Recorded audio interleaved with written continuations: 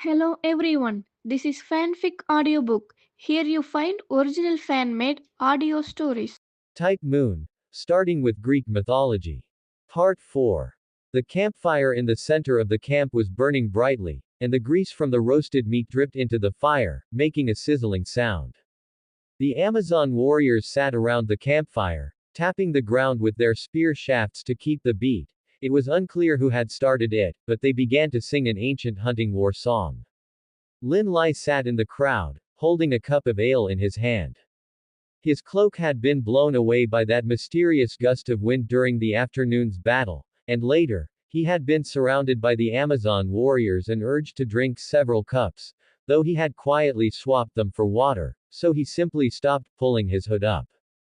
His gray, messy hair swayed slightly in the flickering light of the campfire, and his handsome face was exposed openly to everyone, which actually made a few of the younger Amazon warriors feel too shy to look at him for long. Lin Lai. Sing one. Someone shouted, and then more voices joined in the chorus. A bard surely has to sing a song when not fighting. We haven't heard you play the harp yet. Lin Lai set down his cup, picked up the harp leaning beside him, and tuned the strings. He plucked a few chords and sang a short song about a hunter and the stars. The music flowed by the campfire, the Amazon warriors quieted down, and the rhythm of them tapping the ground with their spear shafts slowed down as well. As the song ended, applause and whistles mixed together. Lin Lai put the harp back beside him, took a sip of water from his cup, and then looked around. Hippolyta was not by the campfire. He stood up, picked up the harp, and walked toward the edge of the camp. Under an old oak tree far from the campfire, he found her.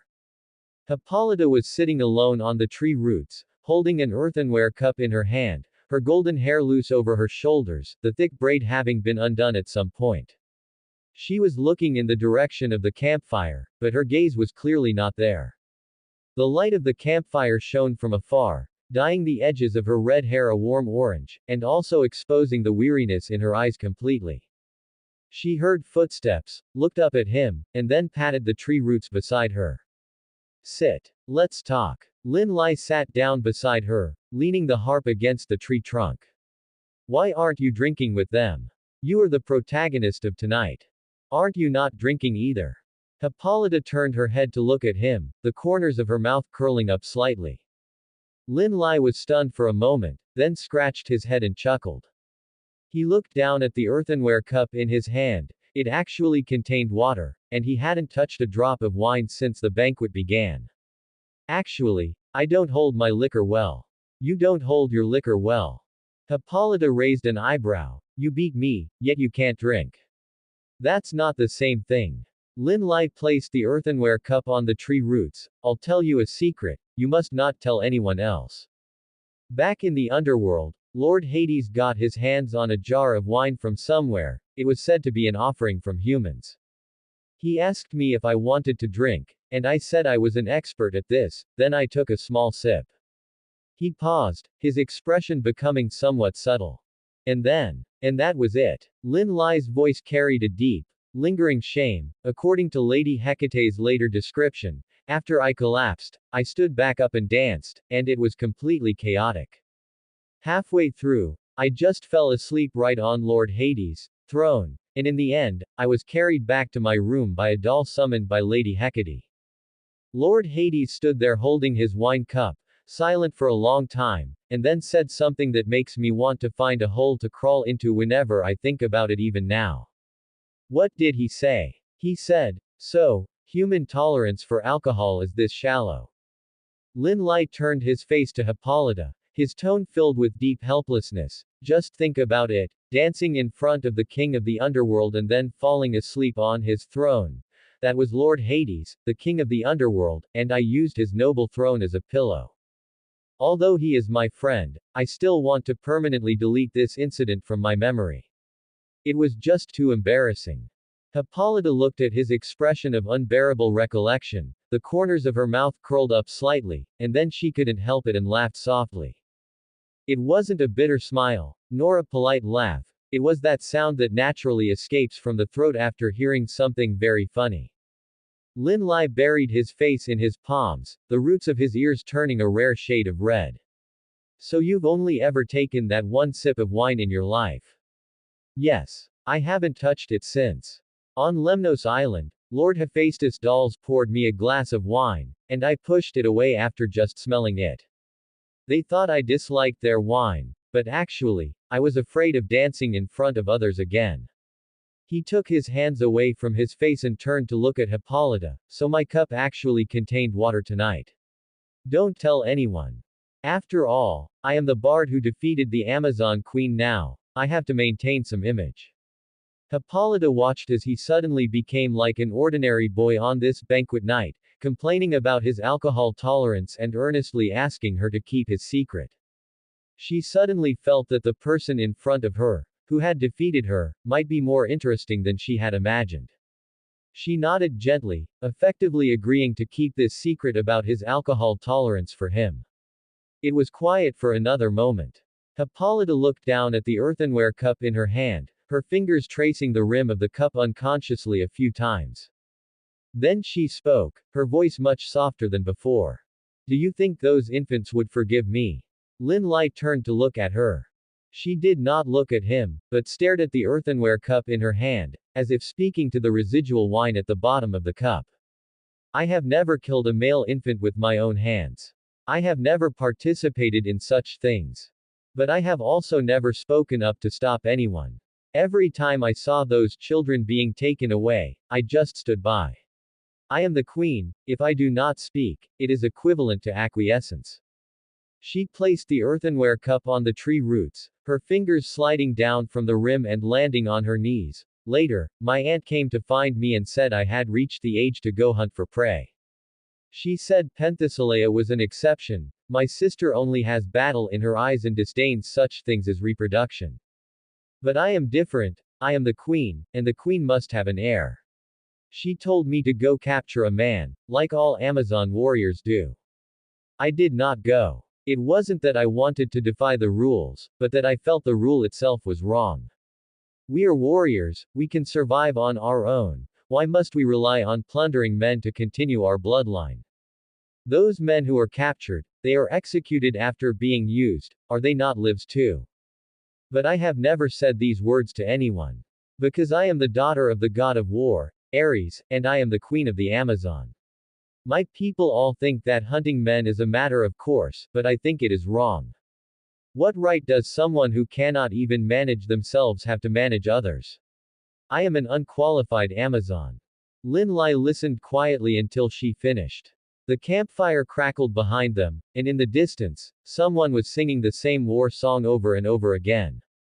He looked at Hippolyta's profile. The weariness in her eyes was clear in the firelight. Are you not the queen of the Amazon? It is precisely because I am the queen that I cannot go against it. I cannot deny all the people who have followed the tradition and made it to this day just because of my own thoughts. What about those who have given their lives for this rule? What about their sacrifices? By what right do I deny their choices? It is precisely because you are the queen bears the burden, the queen takes the responsibility. Lin Lai said, it is not about bearing the tradition, not about bearing what has already happened. It is about bearing the change. Your people need to continue their bloodline, there is nothing wrong with that in itself. What is wrong is the way they continue the bloodline. If you think that capturing men to execute them is wrong, then find another way. If you think male infants should not be abandoned, then change the rules. You are the queen, you have this power. Hippolyta looked up, meeting his eyes. The light of the campfire flickered in her eyes, and the things that had been suppressed for a very, very long time were loosening bit by bit. But change cannot be achieved in a day. You must first stop feeling that you are unqualified. A queen who denies herself, how can she convince others to follow her? Lin Lai leaned against the oak tree trunk, his gaze returning from the campfire and landing on her face. So, stop saying you are unqualified. You just haven't started yet. Once you start, those who are willing to follow you will naturally step forward. Hippolyta was silent for a while, then nodded gently. You are right. Perhaps I have always been waiting for someone to say this to me. Actually, I know what the Amazon needs most. I just. She paused, then smiled slightly. I just lack the courage to change all of this. Thank you, Lin Lai. Lin Lai leaned back against the tree trunk, resting the harp on his knees. After a while, Hippolyta's face suddenly turned red. It was not the red from being suppressed by battle intent, nor the repressed red from discussing confusion, it was a softer color that spread from her ear roots to her entire face. She lowered her gaze, her fingers curling unconsciously on her knees. By the way, according to Amazon custom, the defeated must agree to any request from the victor. You can do whatever you want with me. Lin Lai was stunned for a moment. He looked at the queen before him, who had just been discussing tradition in the future, and now had obvious shyness on her face. He was silent for a moment, then spoke. Really, anything. Anything, Hippolyta said. Then close your eyes first. Hippolyta looked at him, then lowered her head and gently closed her eyes. Her eyelashes fluttered slightly in the campfire light, her hands resting quietly on her knees, her posture dignified and submissive. Lin Lai went around behind her and gently undid her thick braid. Her long red hair fell like a piece of unfurled silk, softly spreading over her back, carrying the scent of sweat and grass from the training ground. His fingers passed through the hair, gathering it strand by strand, his movements neither heavy nor fast, as he coiled her loose long hair into a dignified and elegant bun at the back of her head. Every crossing, every coil, was patient and careful, as if tying the final ribbon on a long-awaited gift. Hippolyta could feel his fingertips passing through her hair. Every touch was as light as if he were afraid of breaking a single strand, completely different from the aura he had when he was swinging his golden-flamed fists on the training ground earlier. She closed her eyes, her eyelashes trembling. Done. She opened her eyes and raised her hand to touch the bun coiled at the back of her head. It was completely different from the thick braid she had worn for decades since she was a child.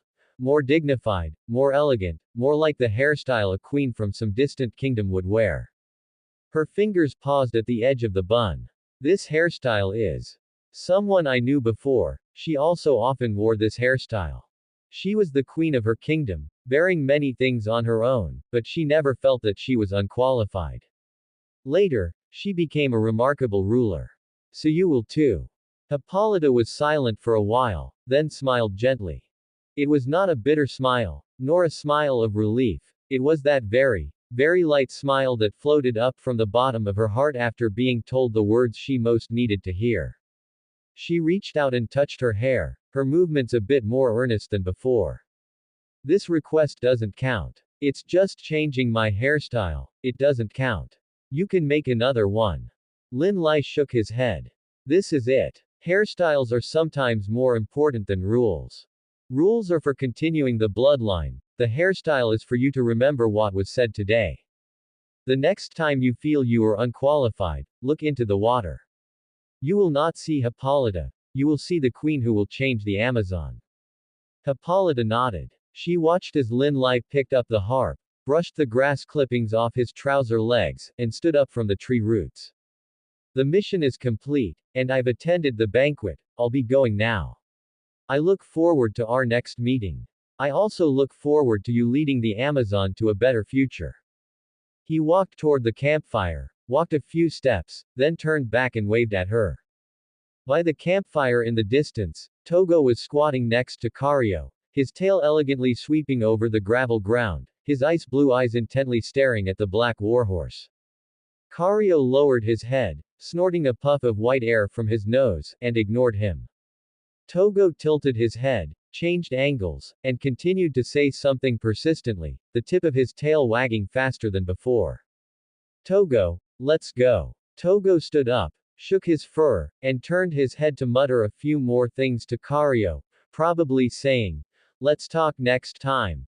The black warhorse just snorted a thicker puff of white air from its nose, turned its head to the other side, and flicked its tail gently, though it was unclear if that counted as a farewell.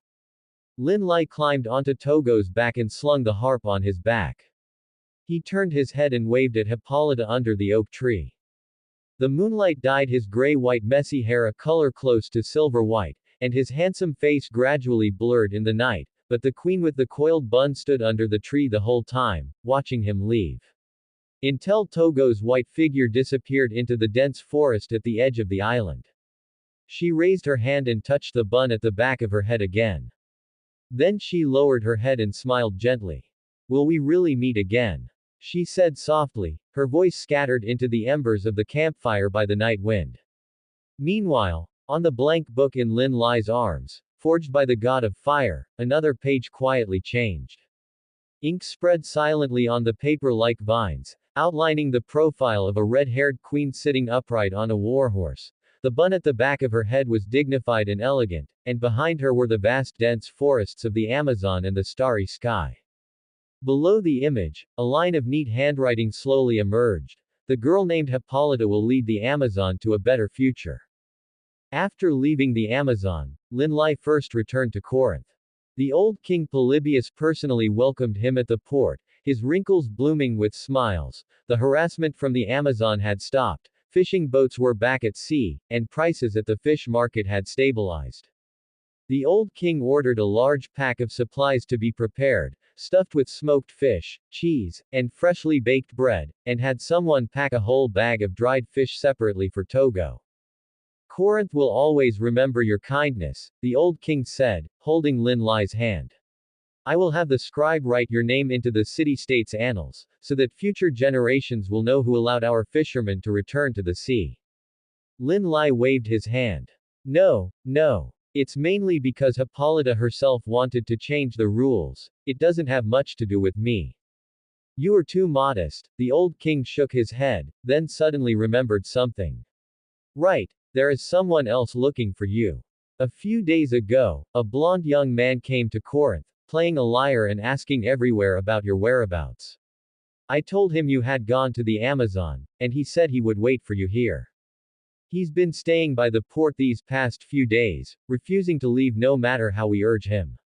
He looks very sad and won't say exactly what happened. I had people bring him water and food, but he only drank the water, he barely touched the food.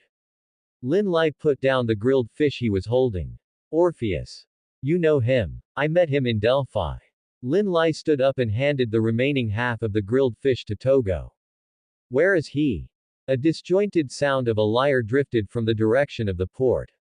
The music lacked any melody, as if the player's fingers were wandering aimlessly across the strings, occasionally plucking a clear note only for it to be swallowed by the subsequent noise. Lin Lai followed the sound and found Orpheus beneath an olive tree by the sea. He was leaning against the trunk, with several empty wineskins toppled beside him, not the elegant ceramic cups used for sipping, but coarse earthenware skins, finished one after another, scattered haphazardly across the sand. The lyre he had played against him in front of the temple of Delphi rested crookedly on his lap, its strings coated with fine sand brought in by the sea breeze. His beautiful golden hair was a tangled mess, with a few strands plastered to his forehead, having lost their luster from being soaked in sweat. His eyes were red-rimmed, whether from crying or being steeped in alcohol, it was hard to tell. His fingers were still unconsciously plucking the strings, producing a fragmented melody, each note carrying a dissipated, drunken air. Lin Lai stood before him, looking down at his appearance. When he first saw Orpheus in Delphi, he had been standing on stage in a neat white robe, the lyre's sheen more dazzling than the sunlight, his head tilted slightly as he played, like a proud prince. The person sitting under the olive tree now was the same one from the stage that day, and yet, not the same at all.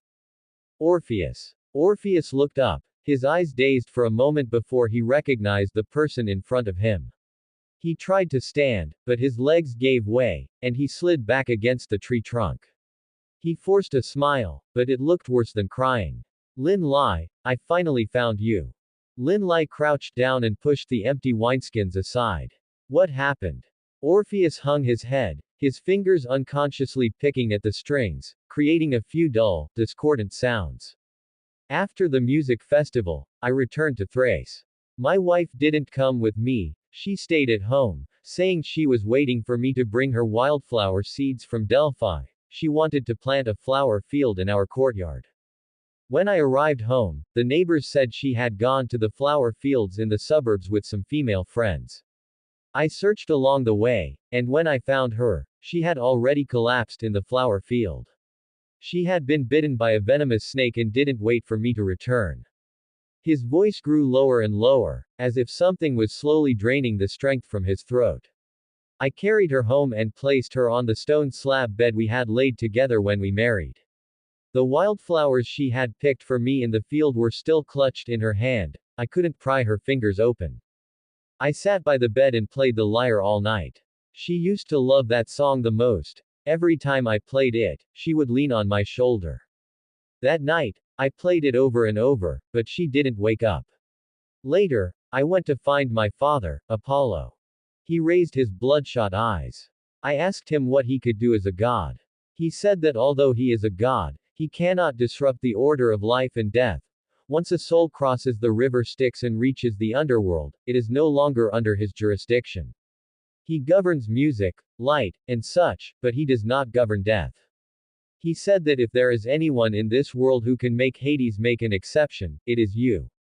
He said you are Hades, only human friend, and the only one who can make the underworld king willing to make an exception for a mortal. So I came looking for you. I went to Delphi, to Arcadia, to Thebes, everywhere I went. I asked if anyone had seen a bard riding a white wolf and wearing a black cloak.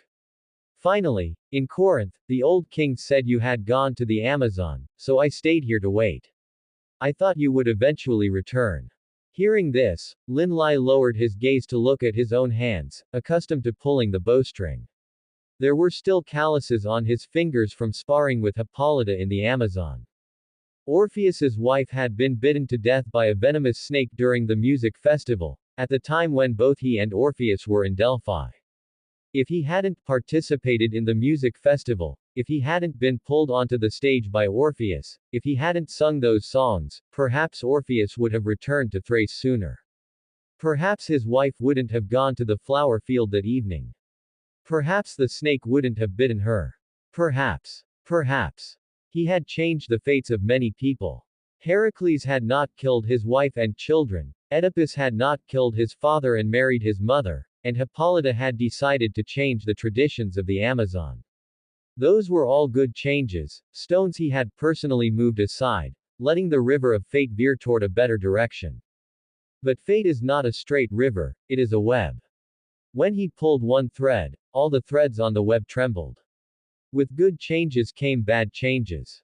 He just didn't know when he would touch that bad thread. He snatched the wineskin from Orpheus's hand and threw it aside. The wineskin rolled into the sand, the last few drops of wine seeping into the fine grains.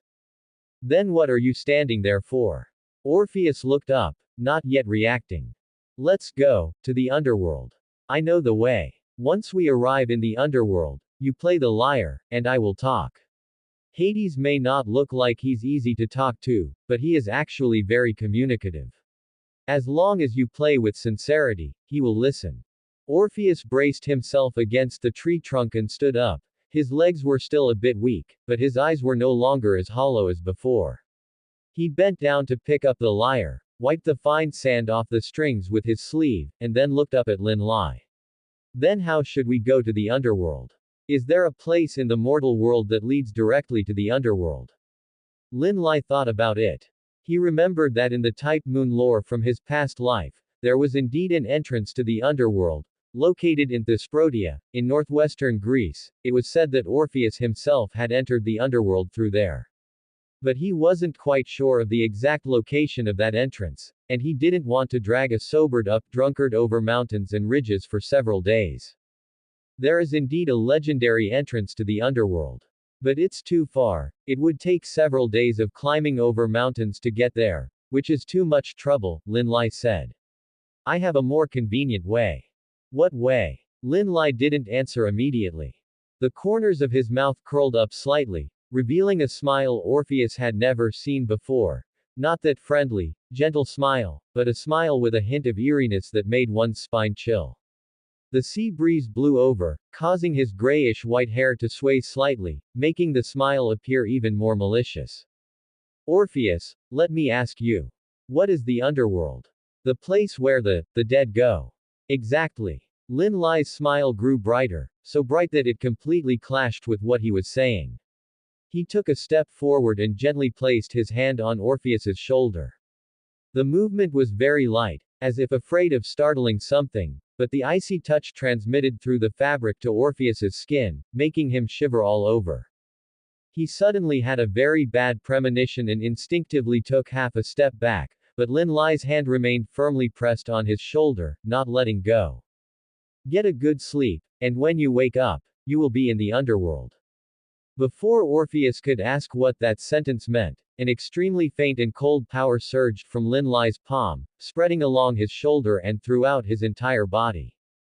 The Underworld King's blessing, that authority personally bestowed by Hades, was burning quietly at Lin Lai's fingertips at this moment. Then, a strange thing happened.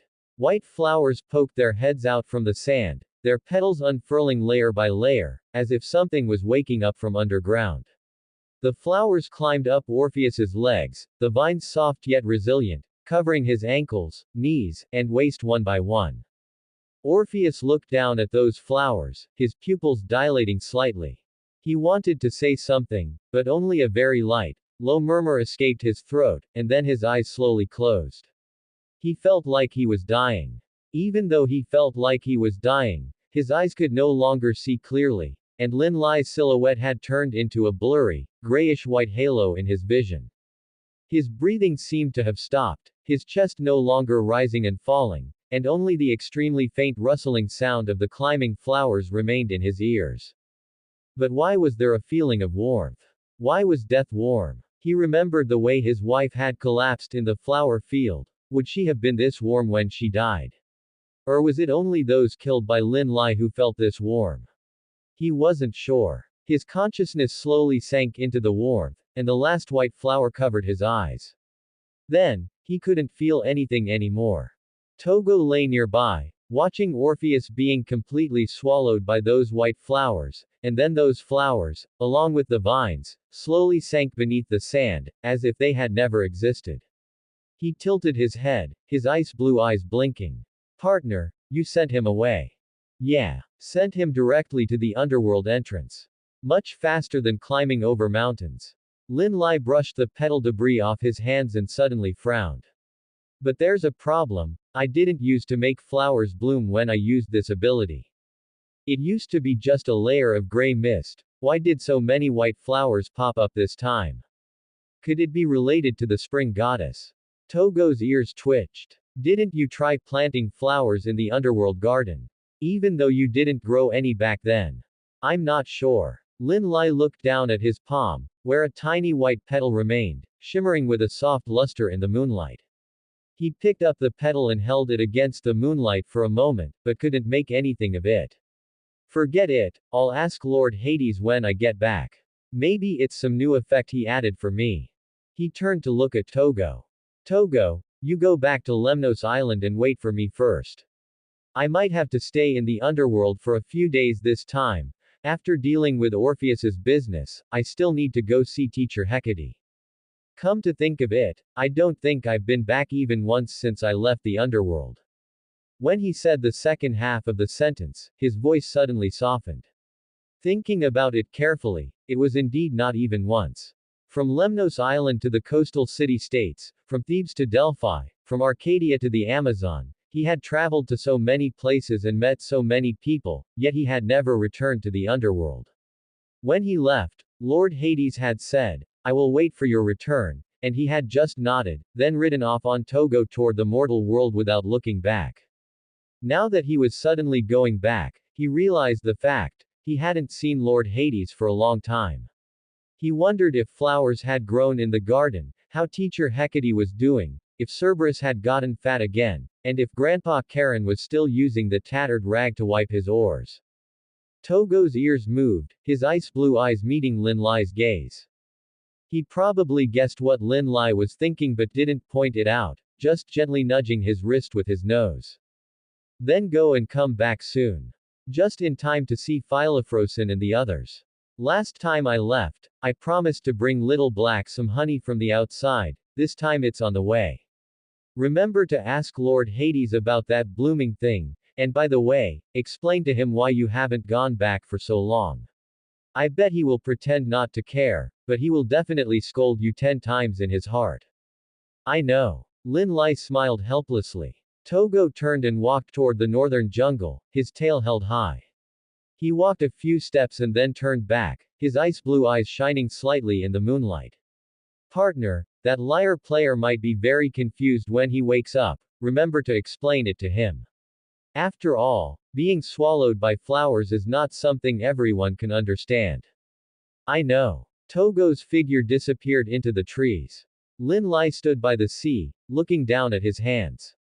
Just now, when he activated the Underworld King's blessing, the moment those white flowers poked their heads out from the sand, he had indeed felt something different. Before, when he used this ability to send himself back to the underworld, he was just wrapped in a layer of very faint gray mist and then appeared directly at the underworld entrance. This time, however, flowers had bloomed. White flowers, flowers of the mortal world. Was it an aftereffect of turning the soil in the underworld garden? Or had Lord Hades added some new effect to this blessing when he didn't know? Or perhaps, had he changed himself?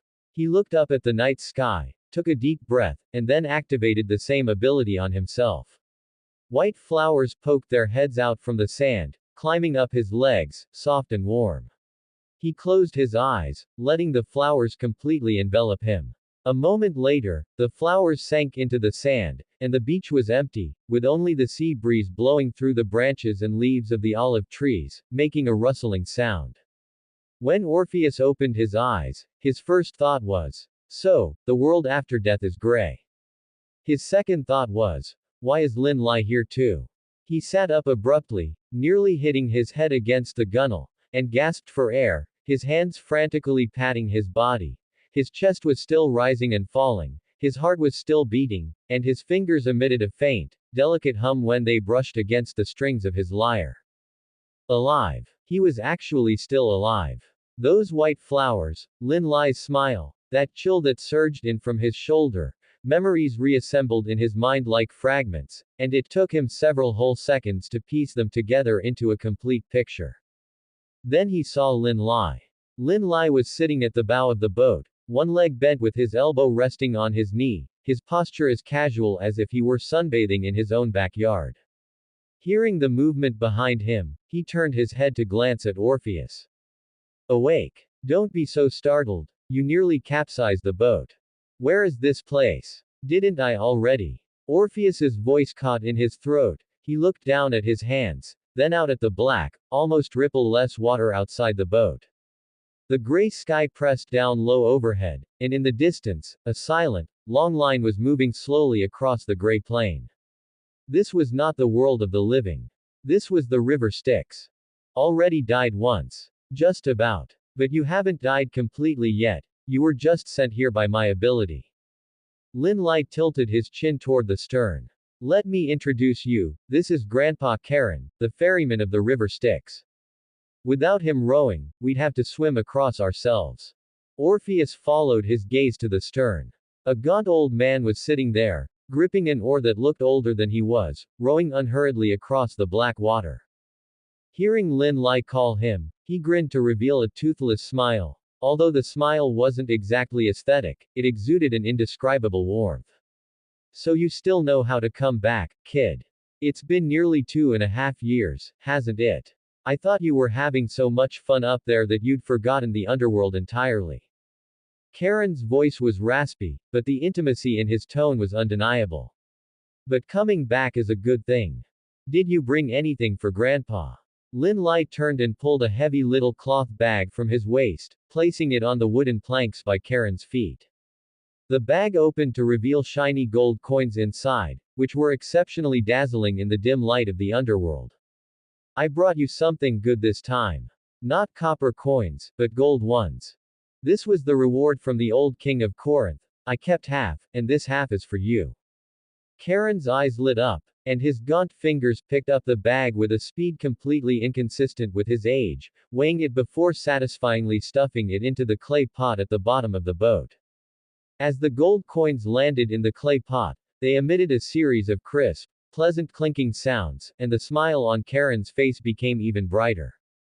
You really get me, kid. Unlike that blonde hunter last time, who complained about me rowing too slowly while riding my boat and didn't even give an extra copper coin. Though that guy was truly broke, saying he couldn't even afford wine, so I thought about it and didn't hold it against him. But you're different, you're a rich man. I'm not a rich man. I just happened to receive a reward. Right, you just happened to receive a reward, and then just happened to share half with me. Karen enunciated the last two words heavily, the gap where his front teeth were missing particularly noticeable in the dim light. He pushed off with his oar, and the small boat carved a thin wake across the river Styx. Sit tight, we're docking soon. Orpheus sat in the center of the boat, watching Lin Lai and this old man of the underworld chat back and forth, and he suddenly felt that this scene was completely different from the underworld journey he had imagined. He had expected to see wailing souls and endless darkness. Instead, he saw Lin Lai sharing gold coins with the ferryman of the river Styx, and doing so quite skillfully. You bring him things every time you come back? He couldn't help but ask. Just about. Grandpa Karen likes collecting shiny things, and besides, gold coins are less useful in the world of the living, but more useful in the underworld. Lin Lai replied casually. What do you mean by more useful in the underworld? It means they can be used to bribe the ferryman. Lin Lai lowered his voice, but Karen clearly heard it and chuckled twice. The boat made a dull thud as it docked. Cerberus was crouching in front of the gates of the underworld. Its three heads were turning toward them simultaneously, six eyes gleaming in the shadows. It first saw Orpheus, and its three heads lowered simultaneously, emitting a low growl from their throats. The sound echoed in the silent air of the underworld. Orpheus subconsciously took half a step back, his fingers instinctively pressing tight against the strings of his lyre. Cerberus. Lin Lai jumped off the boat and walked forward 2 steps to stand in front of Orpheus. The ears of the middle head of the three-headed dog suddenly pricked up. It stared at Lin Lai for less than a second, then all 3 heads let out a whimper that could almost be called joyful, and it bounded forward on its 4 heavy legs toward Lin Lai. The middle head dove into Lin Lai's arms, nudging him so hard he stumbled back a step, its tail wagging so violently that its whole body was swaying. The head on the left nuzzled Lin Lai's shoulder, the head on the right licked Lin Lai's palm, and then it glared vigilantly at Orpheus, a low warning emitting from its throat. All right, stop licking, I'll bring you jerky next time. Lin Lai laughed and pushed away the 3 heads that were still nudging him, wiping the drool off his face with the back of his hand. This is Orpheus, the son of Apollo. Let him pass. Cerberus looked at Lin Lai, then turned to look at Orpheus, who was frozen in place, and all 3 heads snorted simultaneously. The middle head reluctantly backed out of Lin Lai's arms and lazily lay back down at the entrance, but the right head still huffed a breath in Orpheus's direction, as if to say, I'll let you off this time for his sake. Orpheus stood there, looking at the 3-headed dog lying on the ground still wagging its tail at Lin Lai, then looking at the patch of fabric on Lin Lai's shoulder soaked with drool. He was silent for quite a while before squeezing out a few words. This dog, it's completely different toward you than it is toward others. Is it really that double standard? It's called Cerberus, you can call it that next time. Lin Lai patted Orpheus on the shoulder and walked toward the temple. Let's go, Lord Hades is inside. The palace of the king of the underworld stood at the end of the Great Plain, its black stone pillars towering into the clouds. Each pillar was carved with extremely fine, faint patterns, like cracks left on the stone by time itself. Orpheus stood outside the gates of the great hall clutching his lyre, his fingers unconsciously stroking the strings. He had already wiped the strings very clean, but he kept wiping them, as if using the action to bolster his courage. The ferryman who had been chatting easily with Lin Lai at the crossing, the 3-headed dog that had wagged its tail at Lin Lai, and Lin Lai's casual mention of Lord Hades, these images made him feel that the underworld didn't seem so terrifying, but when he truly stood before these massive black palace doors, he could still feel his heart pounding loudly against his eardrums. Lin Lai stopped at the entrance and turned to say to him, "You wait outside for now. I'll go in first and have a few words with Lord Hades, come in when you're called. Orpheus nodded. He watched Lin Lai turn and walk toward the massive black palace doors, raising his hand to knock lightly upon them. The action was very casual, not like knocking on a door leading to the throne of the Lord of Death, but more like visiting a neighbor. After a moment of silence, a low and calm voice came from within the doors, imposing without being angry, yet carrying a hint of softness that only old friends could detect.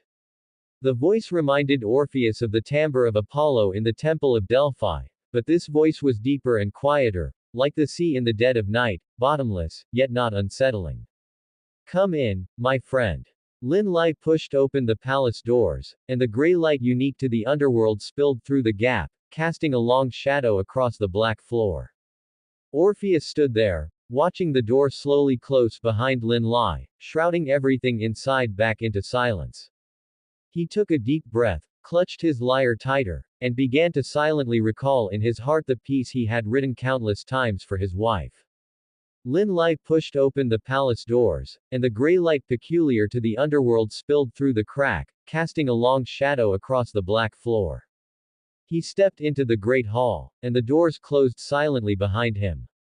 Hades was sitting on the throne, his black robes draping to his feet, his handsome face calm and peaceful in the shadows of the temple.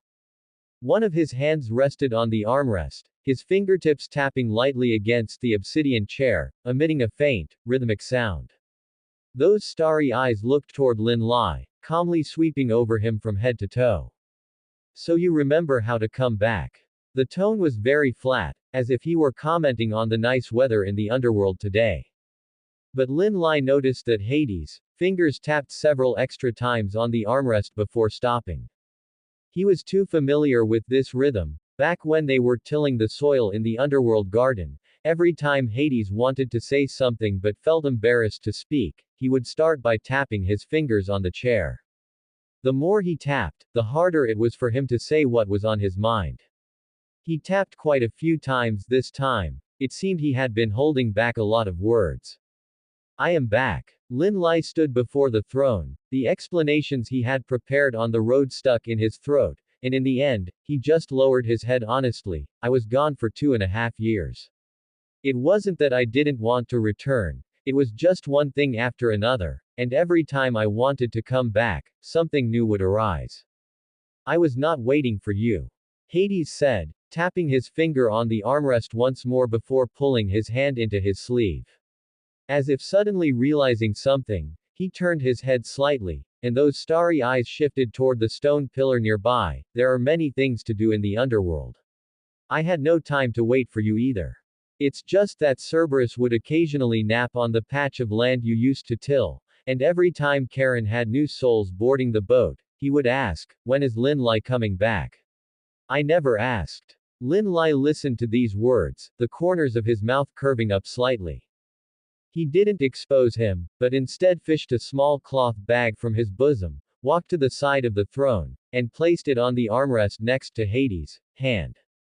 I brought you something. There was a gemstone among the rewards given by the old king of Corinth.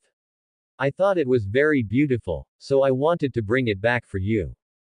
The mouth of the cloth bag loosened, and a thumb-sized sapphire rolled out, shimmering with a deep blue luster in the dim light of the underworld, as if a small piece of the night sky had been compressed into the stone. The facets of the gem were not exquisite, clearly polished by hand, but the blue was very pure, so pure that it reminded one of the starlight in Hades' eyes. This could be set into a ring or made into a necklace pendant. Aren't you getting married soon? It would be perfect as a gift for Persephone. Lin Lai paused, then added, of course, this is just the raw material. You will need to take it to Lord Hephaestus to have it crafted. His craftsmanship is much better than mine. Hades looked down at the sapphire, was silent for a moment, then reached out to pick the gem up from the armrest and examined it in his palm. You don't need to bring me things. Lin Lai just smiled. Everything was understood without words. Because it is from you. Hades put the gem into the inner pocket of his black robe, his tone as flat as if stating an objective fact. Then he raised his head again, those starry eyes looking at Lin Lai. Let's talk business.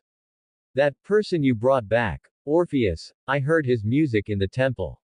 He plays with great care, every note contains a longing. He came for his wife, didn't he? Yes. Lin Lai put away his relaxed demeanor. His wife was bitten to death by a viper after the music festival. He sought out Apollo, and Apollo said that I am the one who could help him.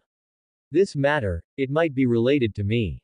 If I hadn't participated in the music festival, he might have gone home earlier, and his wife might not have gone to that field of flowers.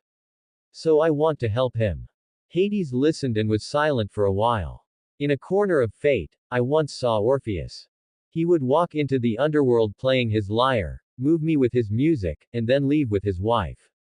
It was supposed to be a tragic ending. He looked back at the very last moment, and his wife remained in the underworld forever. But this time, the one who brought him is you. Perhaps there will be a different result. I can give him a chance. Before leaving the underworld, he must not look back at her. If he looks back, her soul will remain here forever. I thank you on his behalf. Lin Lai nodded seriously.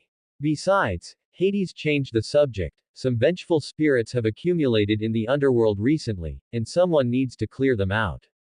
You handle it. Let's consider it payment for Orpheus' passage. I know you watched me do it several times when you were by my side before. You should still remember how to do it. Lin Lai chuckled. I remember. When I was by your side as an attendant before, I watched you do it several times. Leave it to me. But you are still the same as before, so efficient at everything. I just got back, and you've already assigned the task. High efficiency is not a flaw. Hades lifted his chin slightly, a faint, barely perceptible smugness flashing in those starry eyes. There is one more thing. My wedding with Persephone is set for some time later. I will notify you of the specific date. You must come. And you must sing the wedding hymn for me then. Very well, Lord Hades. Lin Lai agreed with a smile and then walked toward the palace doors. He stopped after a few steps, looked back at Hades. Lord Hades, that gemstone is really suitable for a ring. Remember to go to Lord Hephaestus early, or all the good wedding ring designs will be picked by others. You certainly have a lot to say today. Hades averted his gaze. Lin Lai repeated that sentence in his heart. Lord Hades is actually quite easy to coax. Then he pushed open the palace doors and called out to the blond young man holding a lyre outside, Orpheus, come in. Orpheus walked into the great hall clutching his lyre, his steps still a bit nervous. He walked to the front of the throne and was about to kneel when Hades raised a hand to stop him. No need to kneel. Your music has already said everything that needed to be said on your behalf. I will give you one chance. You may take your wife away, but before you leave the underworld, you must not look back at her. If you look back, she will remain in the underworld forever. This is the only condition. Orpheus opened his mouth, his eyes instantly turning red. He had originally thought he would need to play the piece he had prepared countless times here, to move the Lord of the Underworld with his music, and to plead with every note. He had even thought that if the first piece wasn't moving enough, he would play a second, a third, until Hades was willing to nod. He didn't expect the Lord of the Underworld to agree before he had even played a note. He took a deep breath, gently placed his lyre by his feet, and then knelt down solemnly, his forehead touching the ground. Thank you, Lord Hades. I, Orpheus, will never forget this kindness. No need to thank me. Hades glanced at Lin Lai and then withdrew his gaze. If you want to thank someone, thank the person who brought you here. Go now, your wife is waiting for you at the end of the path of the dead. Lin Lai pulled Orpheus up from the ground, and the two walked out of the great hall together. At the fork in the road leading to the path of the dead, he stopped and placed his hand on Orpheus' shoulder. Remember Lord Hades' words. No matter what sounds you hear, no matter how she calls to you, no matter how bright the light at the exit is, before you have completely left the underworld and confirmed she is standing by your side, do not look back. Not even for a step. Do you understand? Orpheus nodded solemnly. I will not look back. I promise you. What followed was just as recorded in the ancient legends. Orpheus walked in front, his wife following behind, the steps of a soul making no sound. They crossed the gray plains, crossed the river Styx, and walked along the path of the dead. The light at the exit grew brighter and brighter, and he paused for a moment at the edge of that light, but he resisted. He heard a very, very faint breath behind him, but he did not look back. Only after completely stepping out of the underworld and confirming his wife was standing by his side did he turn around and hold her tightly. And behind them, under the gray sky of the underworld, Lin Lai stood by the ferry crossing, watching the backs of the couple disappear into the light. Karen was holding his oar beside him and tsked. This kid is more reliable than the hunter from last time. At least he didn't complain that I was rowing too slowly on the boat. He is not a hunter, he is a musician. It's all the same. Anyway, he didn't give me an extra copper coin either. Karen rested the oar on the gunwale and glanced at Lin Lai sideways. What about you? How long do you plan to stay this time you're back? I'm going to see Lady Hecate first. The matter of the vengeful spirits needs to be handled too. I expect to stay for a few days. Lin Lai turned around and walked in another direction, toward the depths of the underworld. There stood a palace he hadn't visited for a long time, with purple firelight glowing faintly in the darkness, as if waiting for his return. After seeing Orpheus and his wife off, Lin Lai stood at the entrance to the underworld for a while. The backs of the couple, embracing each other, had already vanished at the end of the light. He waved at them, then turned and walked back into the gray plains of the underworld. One thing settled. He made a mental note to himself. Next, it was time to go see his teacher. He walked along the familiar path beside the path of the dead toward the depths of the underworld, habitually turning into the garden as he passed by. The garden was still the way it was when he left. The gray sand was as soft as flour, the small circle of stones at the edge was still there, and in the middle, the crooked ornament he had pieced together from black stones and bones remained. Years had passed, and not a thing had changed. Lord Hades clearly hadn't touched this place, nor had he let anyone else touch it. He crouched down and reached out to grab a handful of gray sand.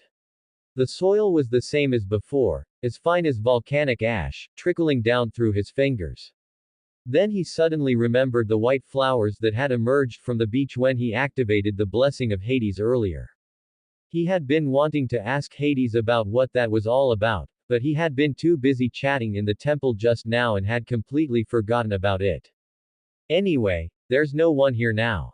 He stood up, muttering to himself, brushed the dust off his hands, raised his right hand, and mobilized the blessing of Hades within him. Blue-purple flames surged from his fingertips, falling onto the gray sand with extreme lightness and gentleness. A white flower poked its head out from the sand, then a second, then a third. The white flowers spread out from beneath his feet, carpeting the gray ground in a small patch of floral tapestry, the edges still expanding. He crouched down and pinched the petals. They were soft, with an extremely faint, light touch of moisture, exactly like petals covered in dew on a morning in the human world. He brought the petals to his nose and sniffed. The fragrance was very faint, but it was definitely the scent of a flower. It really is a flower. The corners of his mouth curled up unconsciously. He brushed the petal fragments off his hands and turned to walk toward the residence of Hecate. He would ask Lord Hades later. Anyway, he was going to stay in the underworld for a few days this time, so there was plenty of time. After Lin Lai's figure disappeared down the path leading to the depths of the underworld, a black figure slowly emerged from behind a stone pillar at the edge of the garden. Hades stood there, his black robe hanging down to his feet. He had been here the whole time. From the moment Lin Lai crouched down to grab the soil, he had been behind the stone pillar. He walked over to the patch of white flowers and looked down at the petals swaying gently in the windless air of the underworld. Then he crouched down, reached out, and touched the nearest white flower with his fingertip. Soft, with an extremely faint, light touch of moisture. It was unlike anything he knew the underworld was supposed to have. This was his blessing. The power of Hades he had bestowed upon Lin Lai. He knew very well what that blessing could do. Shelter the dead as they came and went freely in the underworld, and summon gray mist to envelop the body for spatial teleportation. He knew those functions very well, because he had bestowed them himself. But blooming was not among them. His blessing had never made anything bloom. And he himself couldn't do it. He was the king of the underworld. Every grain of sand on these gray plains was within the scope of his power, yet he had once tilled the soil in this garden for so long and hadn't grown a single thing. Persephone had also come to the underworld. She had come more than once. The first time was when she was still adjusting to the underworld. He had invited her to sit in the garden, and looking at the gray soil, she had a sudden whim, saying that perhaps she could make flowers bloom here. She crouched on the ground, carefully buried the seeds, placed her hands gently over the soil, and with her eyes closed, channeled her power for a long time. The seeds didn't sprout. The second time was when she proposed it herself, saying that this time she would try a different method, attempting to transplant flowers from the surface world to the underworld. He accompanied her to choose the best blooming flower, and she wrapped its root system in divine power and carefully transplanted it into the garden. For the first few days, the flower barely maintained its fresh color, but it began to wither on the 7th day and completely shriveled up by the 10th. She crouched beside the withered flower, watching it turn into gray powder, and remained silent for a long time. Afterward, she never mentioned growing flowers again. She was the goddess of spring, governing the growth and withering of all plants on the surface. Something even she couldn't do, Lin Lai had done. And he had used his blessing to do it. Hades crouched there, his fingertips still resting on the petals. There was no expression on his handsome face, but his finger stayed there, staying for a long time. His eyes widened slightly, and the silver fragments of light in those starry pupils stopped swirling, as if the entire galaxy had frozen in that instant. Then, the corners of his mouth lifted in an extremely faint, extremely slight arc. That was the rare, truly heartfelt smile of the king of the underworld. Happiness. It wasn't because he had solved some puzzle, nor because he had mastered some new power, but simply because if Persephone saw these flowers, she would surely be very happy. And he himself was very happy too. This garden, where he had existed for so long, finally had flowers that truly belonged to it.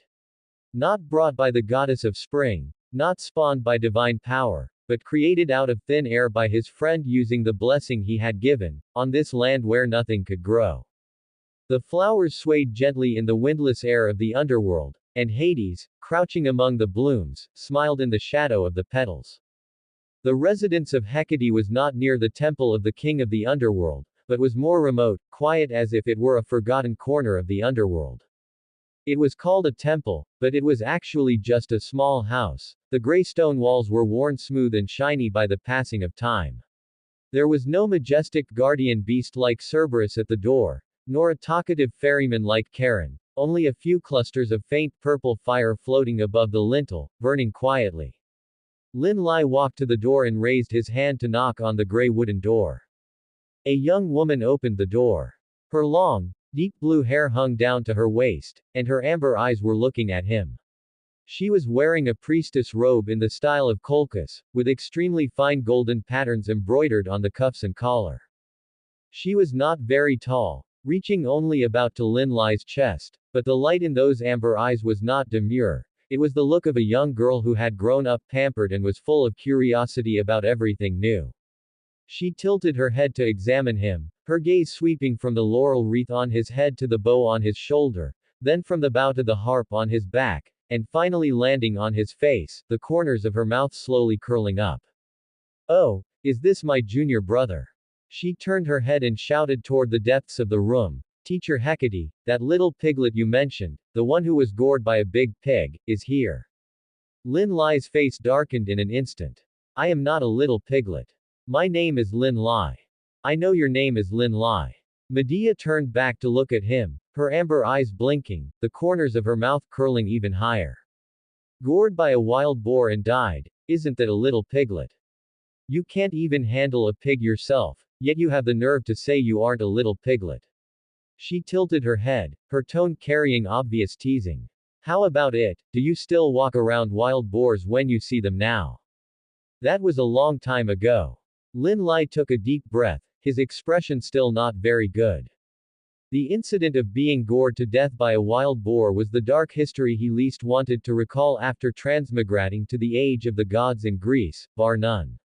He had done so many things, fought the Chimera, defeated the Amazon Queen, won the music festival championship, but every time someone brought up the topic of, how did you die? He could only answer, gored to death by a wild boar. It was embarrassing just thinking about it. So you still walk around them. Medea nodded firmly and stepped back to clear the doorway. Come in, teacher is waiting for you.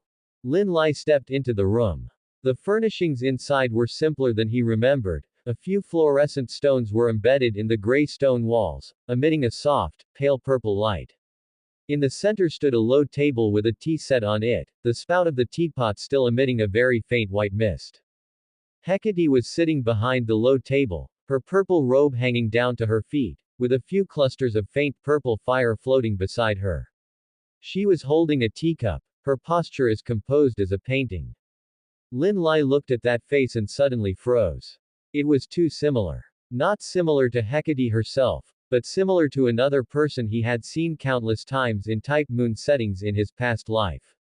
Scathach. Queen of the Land of Shadows, teacher of Cuchulainn.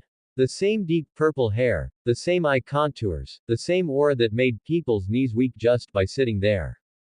The ancestral Takeuchi face of type moon, he silently complained to himself. From Artoria to Jean to Scathach to Hecate, they all had the same face.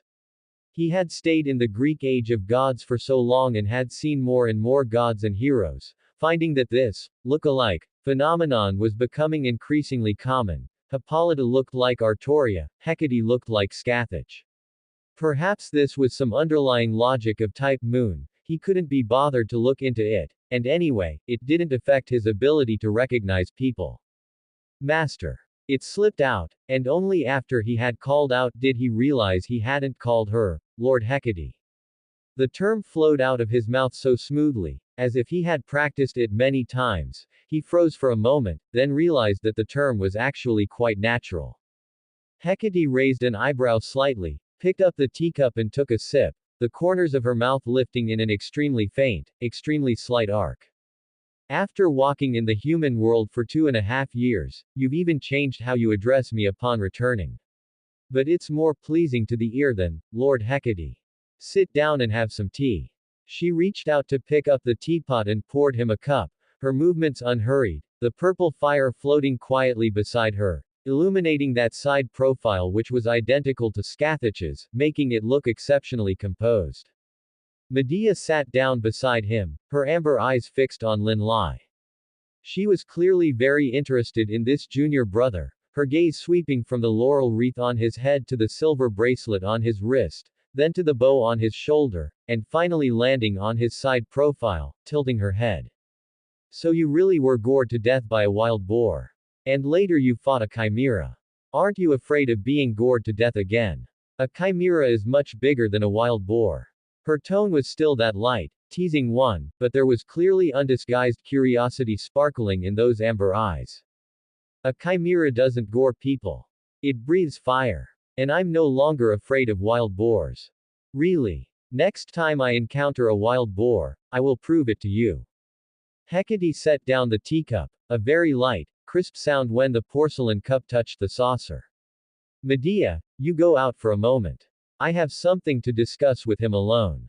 Medea blinked, looked at Hecate, then at Lin Lai, and stood up, brushing off her skirt. Understood, teacher. Little piglet, we'll talk later. She walked to the door, turned back to wink at Lin Lai, a flash of sly amusement in those amber eyes, and then opened the door and walked out. The door closed gently behind her, and the room became quiet, leaving only the very faint white mist emitting from the teapot spout and the sound of those purple flames flickering beside Hecate. After the sound of Medea's footsteps faded outside the door, the room fell quiet. The white mist rising from the teapot spout drifted slowly within the pale purple glow of the fluorescent stones. Hecate lifted her teacup and took a sip. As she set it down, the porcelain cup clinked against the saucer with a faint, crisp sound. She did not speak immediately, only gazing quietly at Lin Lai with those deep purple eyes. The look was not one of scrutiny, but rather like observing a seed once buried in her garden that had now grown into something she wasn't quite sure of.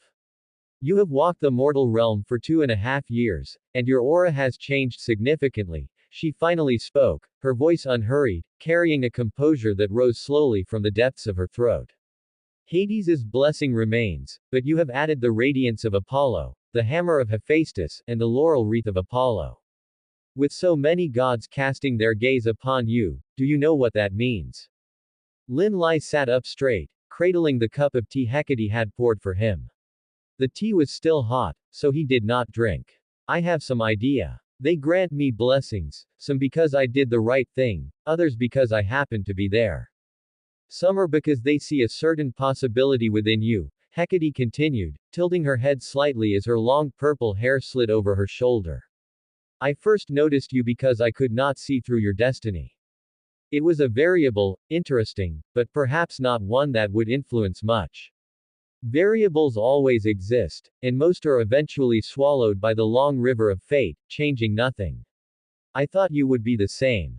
But you went out for a journey, and when you returned, you were carrying a pile of levered destinies. The Sphinx did not die, Oedipus did not kill his father and marry his mother, the Chimera was blasted through by you head-on, and the Amazon Queen decided to change the rules of her entire tribe. You even brought back Orpheus and his wife, who were supposed to end in tragedy in their original fate. How much effort did you spend thinking about these things, and how much effort did you spend to achieve them? Some things were done in passing, while others required careful thought. If one could change destiny just by putting in effort, then destiny would be too worthless. Hecate leaned forward slightly, her deep purple pupils reflecting Lin Lai's shadow. Do you know the consequences of doing this? Destiny is not a straight river, it is a web. When you pull on one thread, all the threads in the web tremble. Some threads are snapped, and some are tied into new knots. Every time you make a change, you are rewriting the pan-human history. These are not my original words, this is what my authority allows me to see. Do you know why I am called the goddess of the triple aspect? Lin Lai nodded. Of course he knew. Hecate's triple aspect stemmed from her nature as the goddess of the crossroads, 3 directions, 3 choices, 3 different paths. She could see the past, present, and future simultaneously, and could see all possible branches at every crossroads. Her authority was not fate itself, but possibility, among countless possibilities, which would bloom and which would wither. My authority allows me to see countless branches in the long river of fate. Every choice is a fork in the road, and every path leads to a different ending. And you, every time you make a choice, a crease appears in the book of fate. Those creases are becoming more numerous and deeper, deep enough to the point where the pages might tear. Do you know what it means for the pages to tear? Lost belts. Or being pruned. You do know, after all. Hecate leaned back and picked up her teacup again. So I want to ask you, are you certain you want to continue down this path? This is not an interrogation. As your teacher, I want to know what my student is truly thinking. If you stop now, the fates you have already changed are changed, and you will face no further risks. But if you continue, you might push the entire pan-human history to the other side. Whether that side is a cliff or a plain, even I cannot see. Do you still intend to continue? Lin Lai looked down at the cup of tea he hadn't drunk, remaining silent for a moment. Then he raised his head and looked into Hecate's eyes. Mentor, I have actually thought about this question myself. I truly do not know what will happen if I continue down this path. But seeing stories that were originally tragedies, I always feel that I would regret it if I didn't do something. So, even if it eventually becomes a lost belt, or is pruned, at least I have tried. Hecate looked into his eyes for a long time. Then she placed her teacup back on the low table and stood up to walk in front of him. The hem of her robe dragged lightly across the gray stone floor, and purple flames floated quietly beside her, making her face appear exceptionally gentle. You know, my authority is about possibility. I can see countless forks in the long river of fate, and I can see which choices lead to light and which lead to the abyss. But this authority in my hands is merely a tool for observation. I can see, but I cannot change. Because I am a goddess, one who stands at the crossroads looking down, not one who walks upon them. I cannot intervene in those possibilities, I can only watch them happen. She looked down at her open palm, a faint, imperceptible trace of loneliness flashing in her deep purple pupils. But you are not a goddess, nor are you any high and mighty existence. You walk upon the crossroads, and every step must be chosen by yourself. Therefore, this authority in your hands might be more useful than it is in mine. She reached out, pulled Lin Lai up from his chair, then lowered her head slightly and planted a light kiss on his forehead. It was extremely light and brief, like a leaf falling on his brow on an autumn night. In that instant, Lin Lai felt an unprecedented power seep from her lips into the center of his forehead. Not a blessing, not a protection, but something of a higher dimension, fully entrusted to him. It was as if a massive door deep within his consciousness had slowly opened. Behind the door were countless interwoven paths, each leading to a different distance. He could not see the specific directions clearly, but he knew that when he was indecisive at a crossroads, the outlines of those paths would become clearer than usual. This authority would not make choices for him, it simply allowed him to see more paths than others when he needed to. This is the authority over possibility, the only thing I can give away. Hecate let go of his hand and stepped back, a faint arc appearing at the corner of her mouth. It is not meant to change destiny. It just allows you to see a few more paths than others when you are at a crossroads. But how much effect it has depends on you. This road is too long, and no one can say for sure where it leads. Lin Lai raised his hand to touch his forehead, where the warmth of Hecate's lips still lingered. Then he bent down and bowed deeply to her. All right, the serious business is done. Hecate took a sip of her tea, suddenly changing the subject, her tone becoming a bit lighter. Speaking of which, you've been walking the mortal realm for so long, have you met any girls who stirred your heart? Like that daughter of the god of war, Hippolyta. I heard you defeated her and even braided her hair.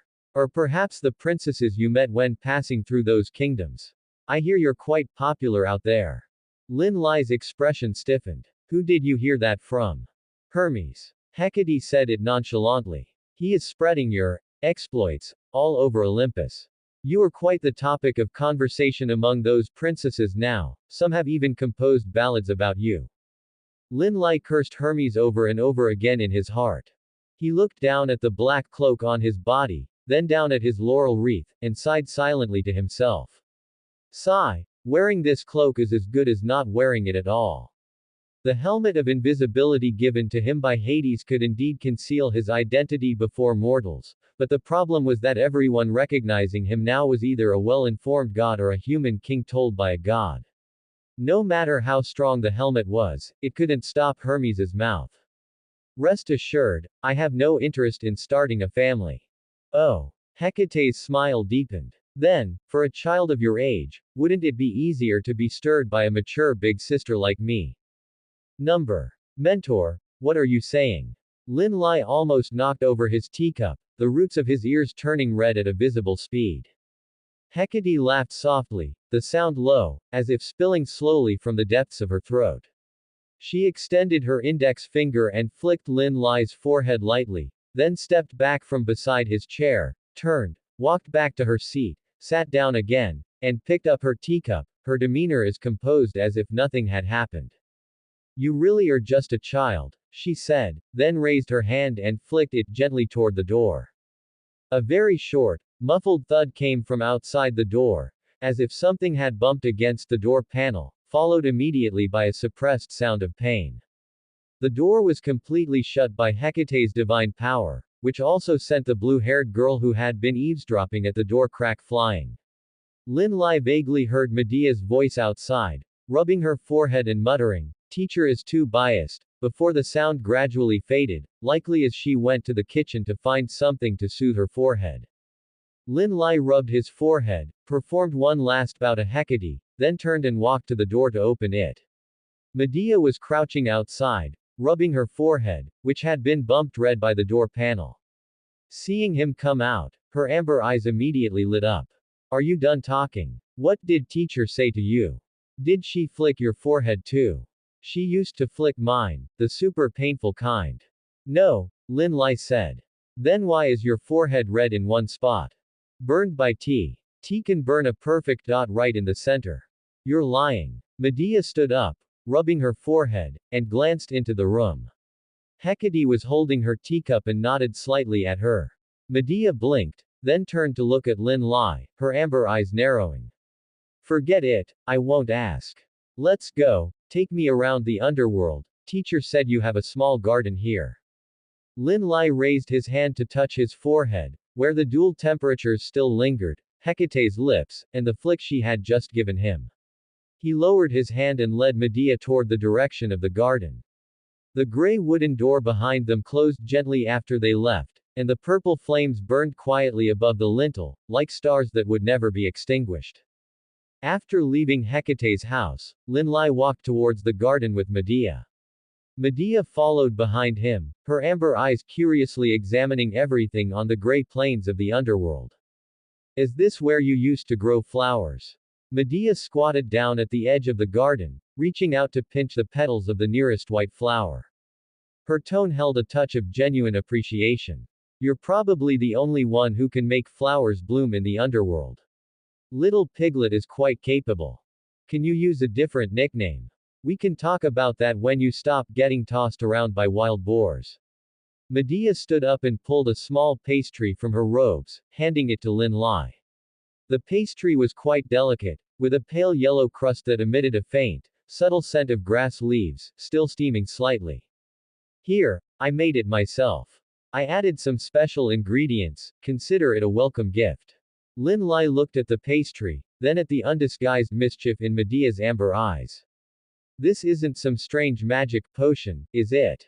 How could it be? Medea blinked, her tone sincere in a way that was completely unconvincing. It's just a regular pastry. Try it, I made it especially for you. Lin Lai hesitated before taking a bite.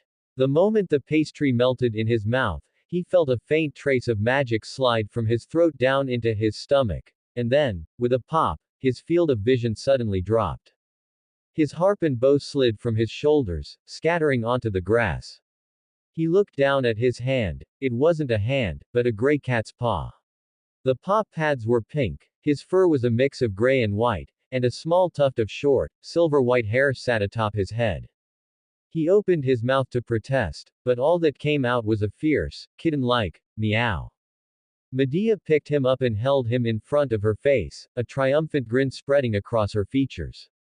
It worked. The dosage of the magic potion was just right. The last time I tested it on a wild boar, it turned into a hedgehog, and I thought the recipe was wrong. Lin Lai struggled in her grip a few times, his tail whipping back and forth in anger.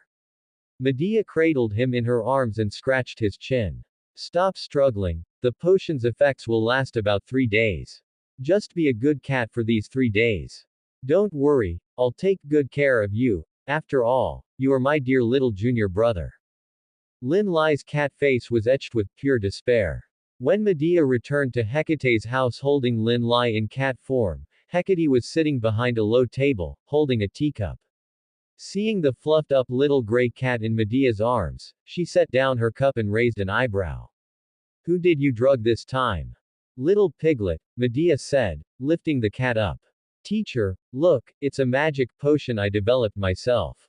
How's the effect? Hecate took the cat, turned him over to examine him, and gently flicked the small tuft of silver-white hair on his head with her finger. Not bad, very cute. Better than the hedgehog from last time. Lin Lai's tail puffed up like a pine needle.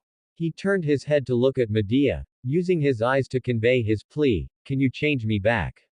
Medea shrugged. I haven't developed the antidote yet. But teacher should have a way. Teacher knows every kind of magic. Hecate set down her cup and snapped her fingers. With a pop, Lin Lai returned to his human form, plopping down beside the low table. He touched his face to confirm his features were still there, then looked at Medea with resentment. Medea pouted. Teacher, you're too biased, I haven't had enough fun yet. Turning into a cat is quite interesting, Hecate said, and snapped her fingers again.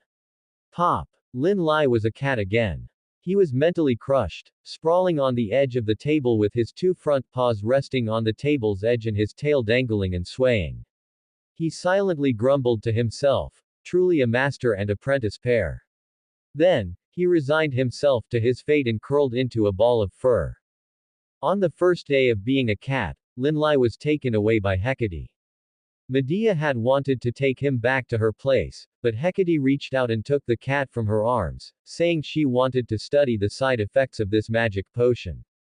When Medea asked what side effects, Hecate said she was still observing. Linlai, resting on Hecate's arm, couldn't help but feel that, studying the side effects, was just an excuse, because after Hecate brought him back to the house, she didn't take out any research tools. She just placed him on the low table, rummaged through a cabinet for a small ceramic dish, poured some goat's milk into it, and pushed it toward him. Drink. Linlai looked down at the dish of goat's milk, then back up at Hecate's face, which was identical to Scathach's. He tried to use his eyes to convey, "I'm not really a cat," but Hecate had already picked up her book again, flipping pages with one hand while gently scratching the base of his ears with the other. A faint, tiny purr escaped Linlai's throat, and then he lowered his head and lapped up a bit of the goat's milk. He was already a cat, anyway, drinking some goat's milk wouldn't hurt. The next day, Hades came to Hecate's place to discuss underworld affairs.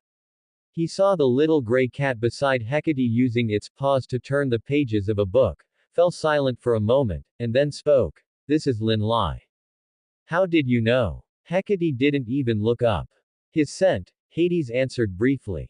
He then naturally scooped the cat up from the table and placed it on his lap, beginning to stroke its fur with an expressionless face. His movements carried a careful, earnest quality. His fingers gently stroked from the top of the cat's head down to its tail, with just the right amount of pressure and a steady rhythm. Linlai looked up at him and let out a confused meow. "You haven't finished the wine you poured for yourself last time," Hades said, as if explaining something. "Drink it when you turn back." Linlai flicked his tail. He thought to himself, "Last time I just took a sip and passed out on the table. If I drink it again, I'll probably end up dancing on your throne." But he was a cat now, so these complaints could only be bottled up in his throat, turning into a series of meaningless meows. He rolled his eyes at Hades. The effect wasn't very obvious on a cat, but Hades clearly received it, because a faint, faint curve appeared at the corners of his mouth. Linlai had already given up struggling and lay on his lap, purring. By the third day, Medea finally noticed something was wrong. "Teacher, you take the cat away every day, and I don't have time to play with him." She stood at the doorway of Hecate's house, hands on her hips, her amber eyes full of protest. Hecate was reading with the cat on her lap and didn't look up at the remark. "You can come over to see him." "I don't want to see him, I want to play with him." Medea walked in and pulled another pastry from her robes. "And I've improved the recipe again today. I added some honey, and I want him to taste it." Linlai's ears instantly perked up. He looked at the pastry in Medea's hand, then at the smile on her face that clearly read, "I love how you can't stand me but can't do anything about it," and pressed his cat paw more firmly onto Hecate's book page, trying to pretend he was just a normal cat. Medea broke the pastry into small pieces and placed them in front of him. "Eat, the taste should be better than last time. I added honey." Linlai rested his chin on Hecate's knee, his tail dangling off the edge of the table, swinging back and forth, and closed his eyes in resignation. Medea poked his belly with her finger, and he let out a muffled meow, burying his face between Hecate's fingers. He thought silently to himself, "When I turn back, I'll definitely stuff all those magic pastries that have been improved countless times into Medea's own mouth and make her taste them," but this thought was quickly dispersed by Medea scratching the base of his ears. And just like that, Linlai spent over a week as a cat in the underworld. Every day, he was fed goat's milk by Hecate, held and stroked by Hades, and chased by Medea with her infinitely improved magic pastries. He gradually got used to his cat body. He no longer tripped over his own tail when walking, he would estimate the height before jumping onto the table, and he could even use his paws to hold down book pages blown by the wind while Hecate read. One day, a week later, Hades took him to the temple. Hades sat on the throne, placed the cat on his lap, rested one hand on the armrest, and absent-mindedly stroked the cat's fur with the other. His movements were already very practiced, his fingers gently stroked from the top of the cat's head down to its tail, with just the right amount of pressure and a steady rhythm. Lin Lai lay on his lap, his tail curled up over his nose, purring with his eyes narrowed. He had completely abandoned the insistence that, I am not a pet. After all, he was a cat when he was in this form. If stroked, he purred. If scratched under the chin, he tilted his head. If fed goat's milk, he licked it clean. As for feline dignity, that could wait until he turned back into a human. It was at this moment that Persephone pushed open the temple doors. She held a freshly woven wreath in her hand and was about to say something, but her gaze fell upon the little gray cat on Hades's lap. The cat's ears perked up, its tail slid down from its nose, and those black cat eyes met Persephone's crescent moon-like eyes. Hades's fingers were still resting on the cat's back. He looked down at the cat, then naturally lifted it from his lap and handed it to Persephone. Persephone subconsciously took the cat. The cat's fur was a mix of gray and white, with a small tuft of short, silver-white hair on its head. It lifted its head in her arms and looked at her with those black eyes. The cat's ears drooped slightly, its tail curled around her wrist, and then it spoke, its voice carrying a hint of resigned calmness. It's me, meow. Persephone looked down at the cat in her arms, and the cat looked up at her, its black eyes filled with, go ahead and laugh if you want, I'm already used to it. Then she curved her eyes and said softly, so this cat is Lin Lai. Persephone looked down at the cat in her arms, and the cat looked back up at her, its black eyes filled with, go ahead and laugh if you want, I'm already used to it. She curved her eyes and said softly, so this cat is Lin Lai. It's me, meow. The cat's ears drooped slightly, its tail curled around her wrist, and its voice carried a trace of self-abandoning calmness. Persephone reached out and gently rubbed the tuft of short, silver-white fur on top of his head, then lifted him up in front of her face, her crescent moon eyes filled with amusement. You're much cuter like this than usual. Your fur is so soft, and it feels nice to touch.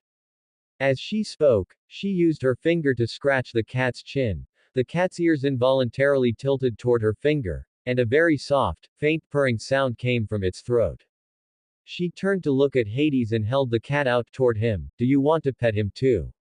He's really soft. Hades glanced at the cat, then reached out and rubbed Lin Lai's cat head with a blank expression. His movements were already quite practiced. His fingers gently stroked from the top of the cat's head down to the base of its ears, the pressure just right, the rhythm steady. Lin Lai's head bobbed with the rubbing, then he lifted his head and rolled his black cat eyes at Hades. You're joining in the fun too, meow.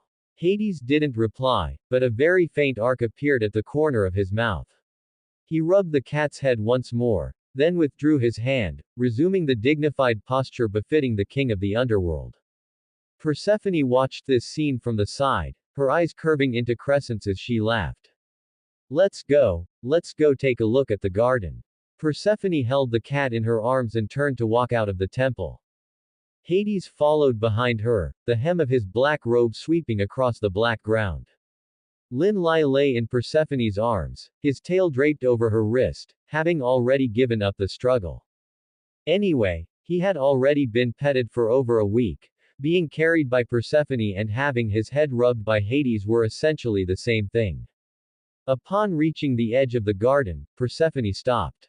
She looked at the land full of white flowers, where silver and white blossoms were intertwined, swaying gently in the windless air of the underworld. She crouched down and reached out to touch the petals of the nearest white flower. They were soft, with a very faint, light sensation of moisture.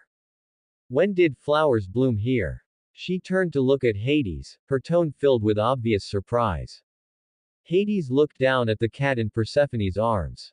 Persephone followed his gaze to the cat in her arms, then she gently placed the cat on the edge of the garden, letting him squat in the center of that white floral carpet. The cat's paws sank into the gray soil, and the surrounding white flowers swayed gently at his feet. Was it you? Persephone blinked. Yes, meow. The tip of Lin Lai's tail twitched slightly. I originally just wanted to test that teleportation ability, but when I used it, flowers bloomed, meow. I don't know what happened either, meow. Persephone crouched down and reached out to gently rub his cat head, her movements gentle and earnest. That's truly amazing. You are the first person capable of making flowers bloom in the underworld. You've done something even I haven't. She plucked a silver flower from her hair. The flower melted into points of light in her palm, landing very lightly and softly on the cat's head. A faint, warm breath seeped in from the cat's forehead. It was the temperature of spring itself, like the first ray of sunlight when snow melts, like the first tender shoot breaking through the soil. The cat's body began to glow, its silhouette flickering between human and cat form several times, and then with a pop, Linlai returned to his human form, kneeling in the center of the white flowers. He looked down at his hands, human hands, with 5 distinct fingers. He flexed his fingers and touched his ears, confirming that every part had returned to its original position. Then he stood up and brushed the petal fragments off his knees. Take this as a reward. Persephone tilted her head slightly, a light flashing in her crescent moon eyes that Lin Lai couldn't quite understand. Take it and go find my mother, Demeter, she will grant you Earth's exemption. I saw a glimpse of fate, not the whole thing, but in this glimpse, you need it. This is for you, and it is also for Hades. Lin Lai nodded. I will go. He looked at Persephone, then at Hades. Persephone was standing beside Hades, holding a small tuft of gray-white cat fur she had picked up while petting the cat earlier, while Hades tilted his head slightly, his starry eyes resting on Persephone's profile. When the two of them stood together, the natural atmosphere made Lin Lai feel that if he stayed any longer, he would be choked to death by their display of affection. Although he shipped this couple, just standing by and watching them be lovey-dovey wasn't going to work. I'm going to go handle the matter of the vengeful spirits now. He tactfully bowed to both of them and turned to walk out of the garden. Wait. Hades took a short dagger from inside his black robe and handed it to Lin Lai. The blade of the dagger was pitch black, with a faint, dark purple light flowing along its edge, and the hilt was carved with extremely fine and dense patterns, appearing like some kind of ancient Greek runes specifically designed to restrain the undead. This is a replica of the harp. I made it with Hecate a while ago. Although it is a pseudo-noble phantasm, it can exert the same effects as the genuine article. You will find it useful when dealing with the vengeful spirits. Lin Lai took the dagger and flipped it over to examine the dark purple runes flowing on the blade. It wasn't heavy, and it felt just right in his hand. He nodded and hung the dagger at his waist, neither being polite nor asking too many questions. He was already used to it. The gods of Greece seemed quite generous, bestowing blessings and giving divine artifacts. From Hades, helmet to Hephaestus, bracelet, from Apollo's laurel wreath to Hecate's scepter, and now this dagger handed over by Hades, each item felt as handy as if it had been prepared long ago. These gods had given him too many things, so many that if he were to seriously think about the reasons behind it, he could probably map out a dense web of cause and effect. But he was too lazy to think about it. Anyway, the distance wasn't bad, so he'd finish the work at hand first.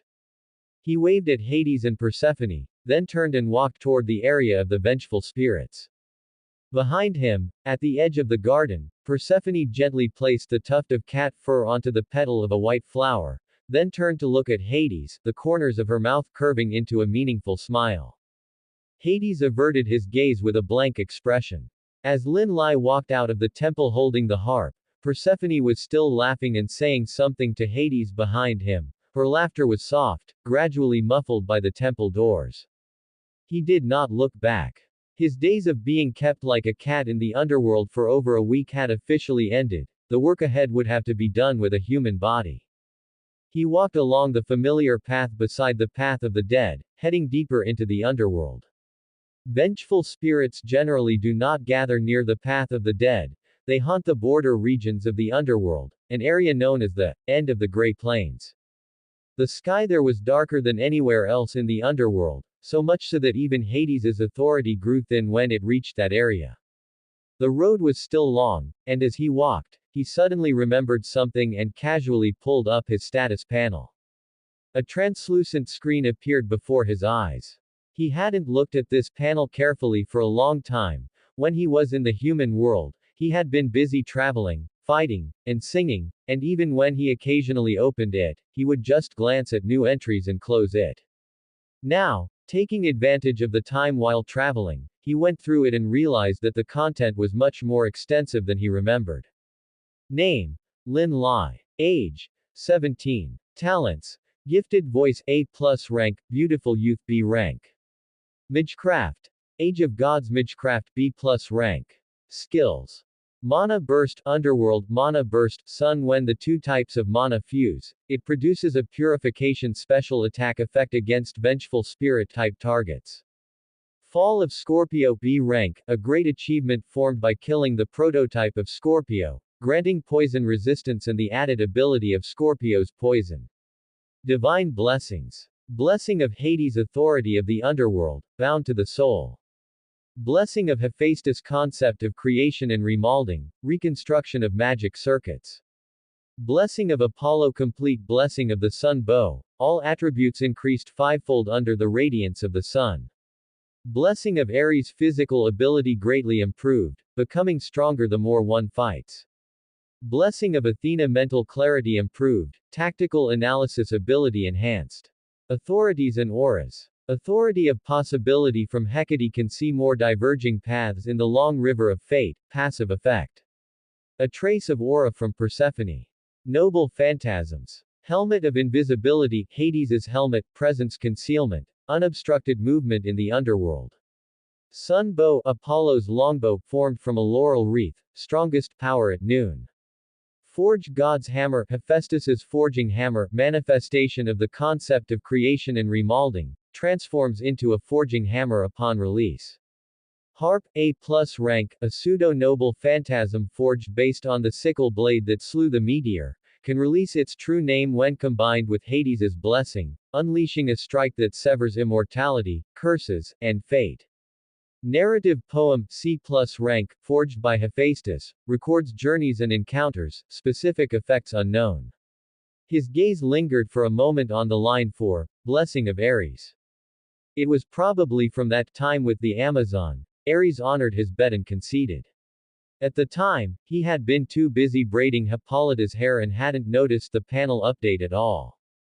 He had only noticed the Blessing of Athena later as well. At the exit of the Chimera Canyon, she had tapped his forehead, and his mind had indeed become much clearer. The authorities section listed the authority of possibility, given by Hecate, and the spring goddess's aura was also listed separately. Neither of these counted as blessings, they were extra gifts bestowed by the two goddesses. He scanned down to the mana burst entry again. The purification special attack effect against vengeful spirit type targets when the two types of mana fused, that hadn't been there before when he fought the Chimera. It must have gradually fused after he obtained the solar mana, and it happened to come in handy now. Then he saw the line at the very bottom of the Noble Phantasm section. Narrative poem was not a name he had chosen. The last time he opened the panel, this book was still called blank narrative poem, and the rank column had a question mark. Now the name had changed, the rank had become C+, and the specific effects were still unknown. He thought about the day the white flowers bloomed in the underworld garden, and then the afternoon he received the authority from Hecate. The changes to this book were likely related to those events. He closed the panel and continued walking forward. This panel could be considered a top-tier servant's configuration even in an ordinary Holy Grail war. The combined blessings of several gods, several artifact-level noble phantasms, and a harp capable of severing immortality. Of course, it couldn't compare to monsters like Heracles whose panels were all A and X, nor could it compare to that giant bow of Orion's that could shoot through stars, but as for fighting second or first-rate servants, there shouldn't be any problem. The gray sand under his feet became softer and softer, and the color of the sky unconsciously changed from gray to a deeper gray, as if someone had brushed an extra layer of thin black glaze over the sky in this area. The path of the dead was long gone. All that remained around him were the boundless gray plains and the extremely faint mist occasionally rising from cracks in the ground. He had entered the border region of the underworld. The air here was heavier than elsewhere, Not the kind of heavy that was oppressive, but a heavy that was more empty, as if all sound had been sucked away. In the distance, a few vague shadows could be vaguely seen moving slowly in the mist. Those were the vengeful spirits, residual wills that had not yet completely lost their form, trapped at the edge of the underworld by some obsession, unable to return to the path of the dead, nor could they be naturally reclaimed. He drew the harp. The short dagger felt slightly warm in his palm, and those dark purple runes on the blade began to flow, as if responding to the resentment permeating this area. This dagger was crafted by Hades and Hecate together, based on the sickle blade that slew the meteor.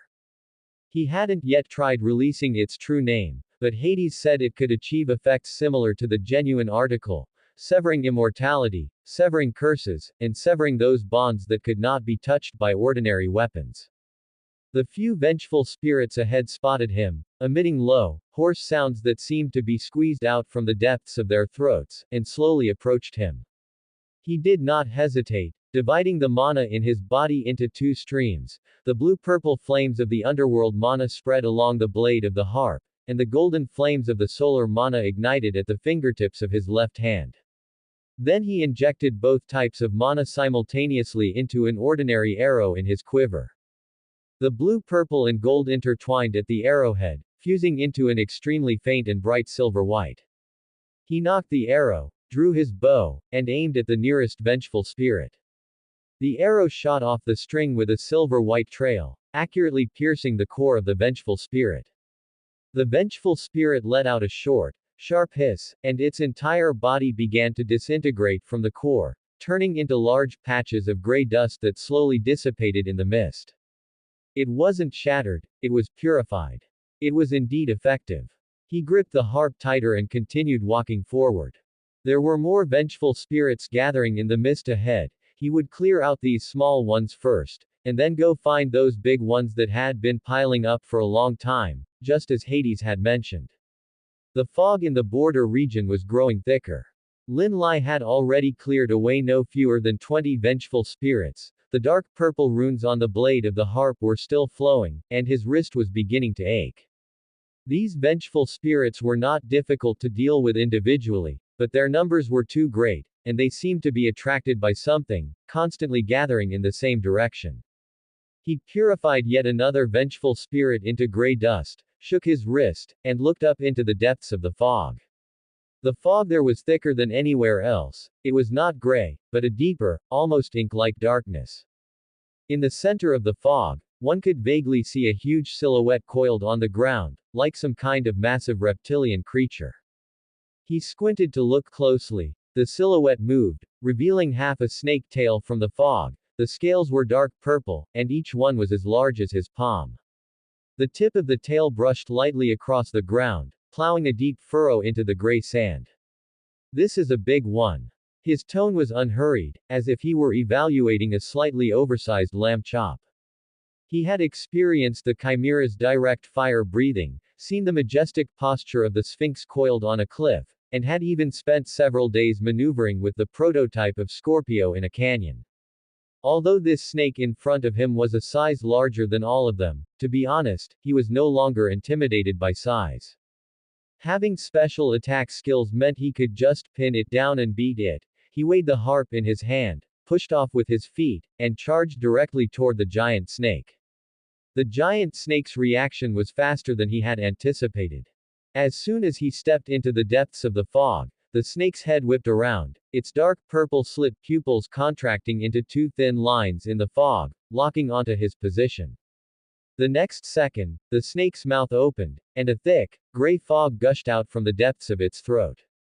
It wasn't fire or venom, but a type of magic projectile closer to resentment itself. Countless tiny dark purple specks of light were wrapped in the fog, pouring toward him like a rainstorm. Lin Lai dodged sideways. The magic projectiles grazed the edge of his cloak and flew past, exploding into shallow pits on the ground behind him. He rolled and stood steady, but before he could adjust his stance, the second wave of magic projectiles arrived. This time the range was wider, and he could only roll and dodge continuously. The last magic projectile grazed almost right against his shoulder, and a thin layer of gray frost instantly congealed on his shoulder armor. Corruption of resentment. It wasn't physical damage, but corrosion acting directly upon the soul. He gritted his teeth, held the harp horizontally in front of him with a backhand grip, and the blue-purple magic of the underworld spread along the blade. Since close combat was not easy, he would start with long-range attrition. Using a gap between dodges, he drew the sun bow and knocked an arrow entwined with solar magic.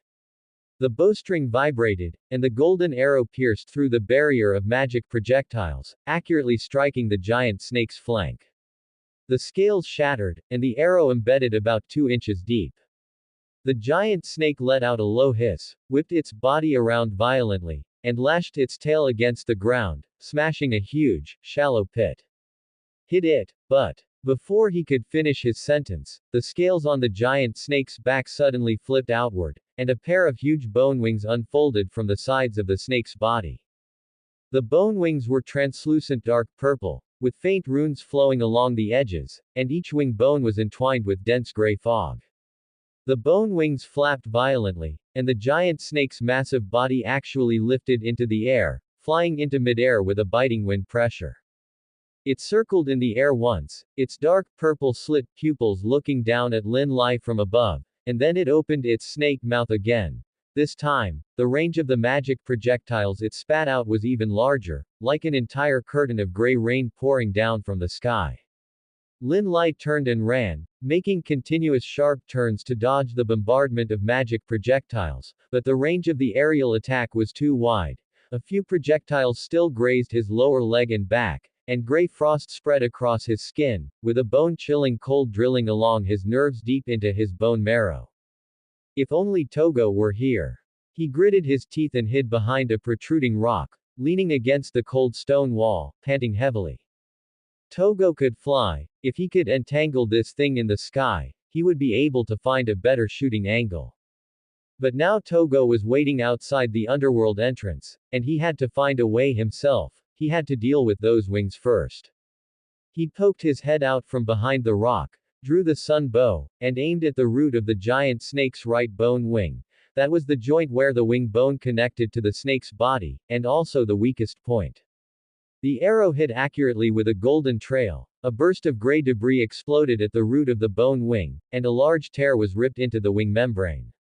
The giant snake's body swayed in the air, but in less than 2 seconds, countless tiny vengeful spirits swarmed in from the surrounding fog, filling that tear. The damage to the bone wing healed at a speed visible to the naked eye, recovering until almost no trace was left. Undying nature. Lin Lai cursed in a low voice. Vengeful spirits were themselves collections of obsession. This snake was likely not a true living creature, but an aggregate formed by countless vengeful spirits entwined together. After ordinary physical attacks shattered it, the surrounding vengeful spirits would immediately fill the gap. He stared at the runes flowing on the pair of bone wings, put away the sun bow, and gripped the harp tightly again. Then he would use something specially designed to deal with undying nature. He held the dagger horizontally in front of him, took a deep breath, and poured the underworld magic within him into the blade without reservation. The dark purple runes lit up layer by layer on the blade's surface, like sparks being ignited, spreading from the hilt to the tip. The harp began to glow, not the kind of glow wrapped in magic, but a pure dark purple light surging out from its internal rune core. He raised the dagger high, and those lights elongated along the blade, no longer in the form of a short dagger, it was a scythe blade. A huge, translucent dark purple scythe blade extended above the dagger, with extremely fine and dense runes flowing along the edges, each one flickering at a speed visible to the naked eye. The air began to vibrate, not with wind, but with a resonance produced when some deeper rule was pried open. He looked up, watching the pair of bone wings in the air that were currently recovering, tensed the muscles in his right arm, and then swung down violently. I am the scythe blade that severs all in this world. The scythe blade swept across the sky, and a huge dark purple arc of light detached from the tip, slashing diagonally across the root of the giant snake's right bone wing. There was no sound of impact, no sound of explosion, only a very light and thin sound, like silk being torn. The runes flowing along the edges of the bone wing all extinguished the moment they touched the arc of light. the wing bone snapped from the root, and the entire bone wing fell silently, beginning to disintegrate into large patches of gray dust while still in the air. The giant snake let out an unprecedented, sharp hiss, its massive body lost balance, and it fell heavily from the air onto the ground, smashing out a huge, shallow pit. Dust and gray fog mixed together, rising high and obscuring half his vision. Lin Lai did not immediately step forward to deliver the finishing blow. He stood in place clutching the harp, breathing heavily. The gray frost on his shoulder had not yet completely melted, and the muscles in his lower legs were trembling slightly. He had originally intended to use the moment the giant snake was struggling on the ground to finish it off with one slash, but his gaze suddenly stopped. The break in the giant snake's bone wing was disintegrating, not healing, but disintegrating. Those vengeful spirits entwined on the bone wing had lost their attachment, and were peeling off the snake's body in large patches, turning into gray dust and drifting away in the air. And deep within the gap where the bone wing had broken, he saw a human figure. Curled up, wrapped layer upon layer by countless vengeful spirits in the very core position, like a person sleeping in the depths of a nightmare. Not a snake, a person, or rather, once a person. Lin Lai was silent for a moment, then returned the harp to his waist. He took out the sun bow again. The laurel crown on his head was slightly hot, and golden light spread along the bow arms. He did not nock an arrow. This time, no arrow was needed. He injected the blue-purple of the underworld magic and the gold of the solar magic into the bowstring simultaneously. The two magics intertwined at his fingertips, not repelling each other, but fusing into a very pale, very bright silver-white flame. The flame condensed on the bowstring into the silhouette of an arrow, the arrowhead aimed at the curled-up human figure deep within the giant snake's core. Then something in his arms moved. The narrative poem floated out by itself. The pages turned automatically in the windless air of the underworld, one page after another, turning past the page recording the underworld garden, past the page recording Orpheus's music, past the page recording the Amazon's campfire, and finally stopping on a blank page. The pages emitted a very faint, very soft silver-white light, exactly the same as the light of the arrow of light on the bowstring. Lin Lai looked down at it, said nothing, just lifted his head again and pulled the bowstring to full draw. The silver-white light lit up on the gray plains of the underworld, illuminating the surrounding fog, illuminating the scales that were peeling off the giant snake's body, and illuminating this corner of the border region that had been forgotten by everyone. Then he released the bowstring. The arrow of light flew out with a long silver-white trail, piercing through the giant snake's scales, piercing through those entwined resentments, and accurately striking the curled-up human figure deep in the core. There was no explosion, no loud noise, only a very light and thin sound, like the first ray of winter sunlight melting ice. The silver-white light began to spread from the core to the surroundings. Wherever it passed, the vengeful spirits wailed in unison, then turned into large patches of gray dust and slowly drifted away. The giant snake's body disintegrated bit by bit in the light, not shattered, but purified. Those vengeful spirits trapped in this aggregate were finally liberated from their obsessions, turning into wisps of gray smoke, rising slowly, and dissipating into the gray sky of the underworld. And behind him, the gray dust left by the vengeful spirits that had already dissipated was being illuminated by the light, looking like a silver field of snow. Lin Lai looked at the illuminated gray plain and suddenly remembered the white flowers in the underworld garden. Perhaps those flowers were like this, too, not planted, but awakened by some gentler power. In the distant temple garden, Hades was crouching among the flowers, his fingertips still resting on the petal of a white flower. He looked up, toward the direction of the border region. That silver-white light lit up on the gray horizon, like a tiny, but truly existing, sun that had suddenly risen in the sky of the underworld. Persephone stood beside him, holding a few freshly picked silver flowers in her hands, and also saw the light. She crinkled her eyes and said softly, "It's him again." On the small path leading to the underworld exit, Medea was carrying her small parcel, preparing to leave the underworld. She saw the light brighten on the distant gray plain and stopped in her tracks.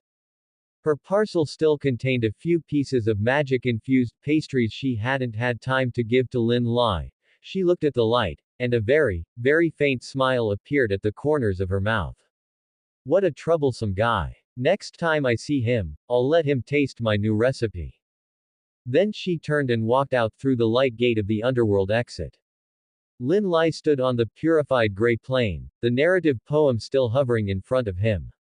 The pages turned slowly, and new images were emerging on that blank page. A giant snake pierced by an arrow of light, a human figure curled up deep in the core of resentment, and that silver-white light that had illuminated the entire border region. He gently closed the book and tucked it back into his arms. In the distance, the remaining ashes after the giant snake's disintegration were still falling slowly, and the light had already begun to dissipate. But when the gray dust illuminated by the light fell onto the sand, it looked like a tiny field of white flowers that had just begun to bloom. The residual ashes from the disintegration of the giant snake were still drifting down slowly, like a silent, gray, fine snow. Lin Lai retracted the sun bow back into his laurel crown, flexed his fingers that were numbed by the bowstring, and then walked toward the depths of the core. That figure was still there. She knelt halfway on the gray sand, her long, deep purple hair draped to the ground, spread out by her feet like a piece of silk forgotten in the shadows. Her figure was tall and slender, her skin so pale it was almost transparent, as if she had been in the darkness for too long, so long that even the color of her blood had been washed away by time.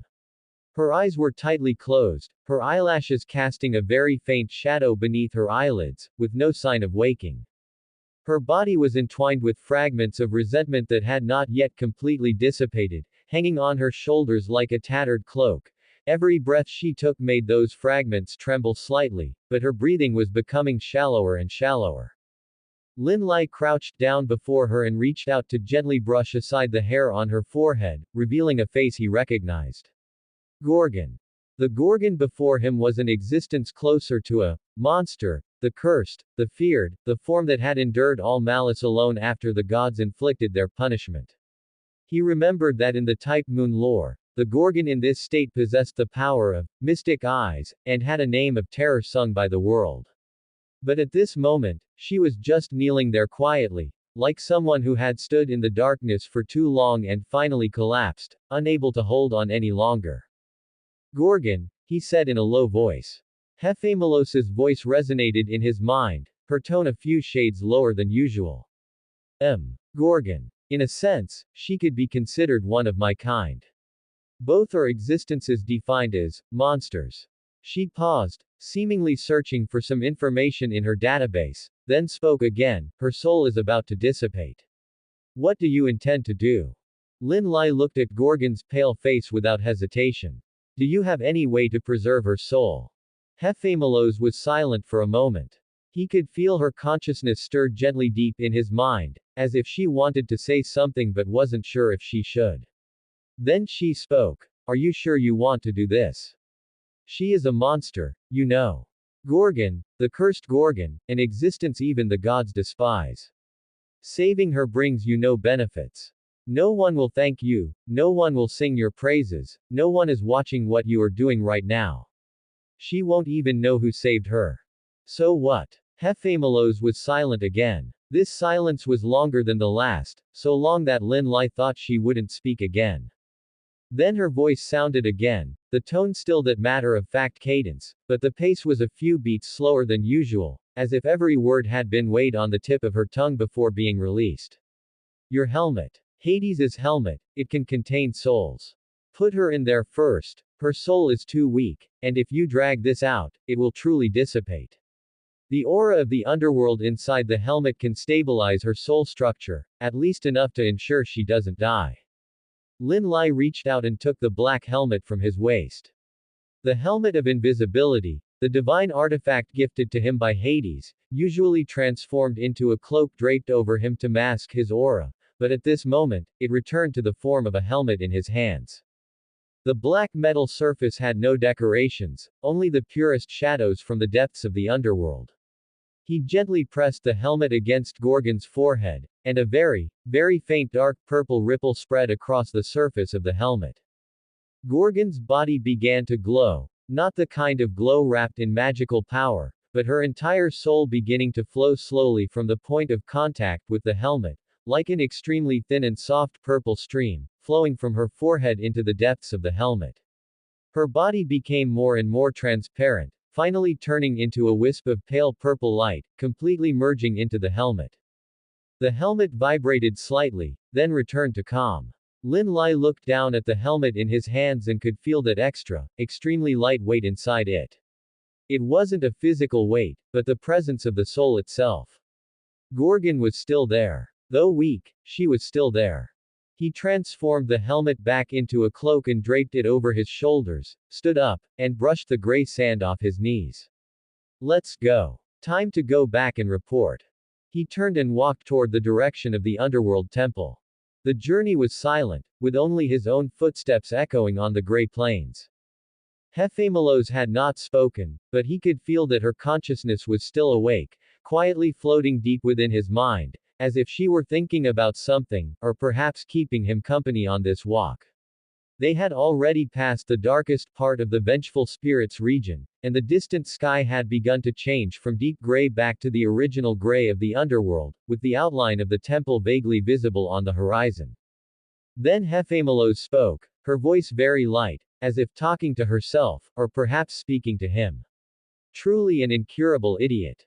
Lin Lai's footsteps faltered. He was just about to say something to refute this, but felt that star deep in his mind brighten slightly. It was Hephamelos's consciousness flickering gently.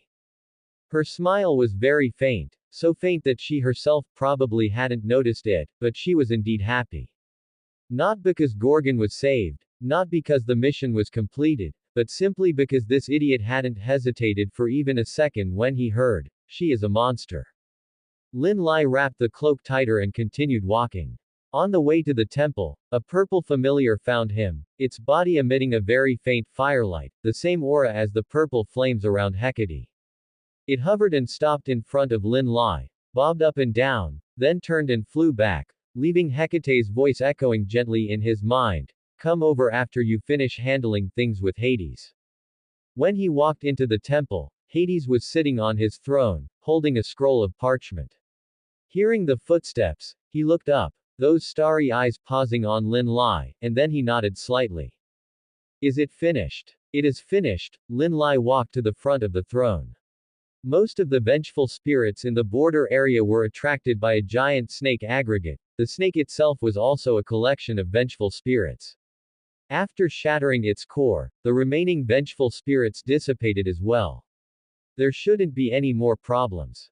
Hades put down the parchment, was silent for a moment, and then spoke, "Thank you." Lin Lai was stunned. He rarely heard Hades say that word. The last time was probably a long time ago when they were turning the soil in the underworld garden, and Hades thanked him for helping look after that plot of land. Back then, Hades's voice was still a bit awkward, as if he were practicing saying the word for the first time. Now, it sounded much more natural. You're welcome, it's a small matter, Lin Lai said. Is there anything else you need me to do? If not, I'll go find teacher Hecate. She sent a familiar to find me on the way here, telling me to go over. Hades nodded slightly. There is one more thing. He stood up from the throne, walked to Lin Lai, was silent for a moment as if considering his words, and then spoke, "Those white flowers in the flower field. How did you do it?" Lin Lai tilted his head. "Isn't that done by the authority you gave me? That blessing of the underworld king, when I used it to teleport before, it was still gray mist, but this time when I returned, I don't know how it turned into flowers. I thought you had added that." Hades was silent for a while, and a very faint, somewhat helpless expression appeared on his handsome face. Then he spoke, his voice very light, as if stating a fact he himself hadn't fully figured out. "It wasn't me who added it. I do not possess such authority." Lin Lai was stunned. He looked down at his hands, then looked up at Hades. When he first used this ability by the sea, it was indeed just ordinary gray mist. Later, when he returned to the underworld, white flowers suddenly bloomed, and he had naturally assumed that Hades had upgraded the blessing when he wasn't looking. But Hades said it wasn't him. That meant those white flowers weren't added by Hades, nor were they Persephone's spring goddess aura. He hadn't received the spring goddess's aura yet at that time. Then who added it? Himself. That means, he paused, these flowers were created by me. It should be. There was a trace of a very faint, indescribable meaning in the look Hades gave him.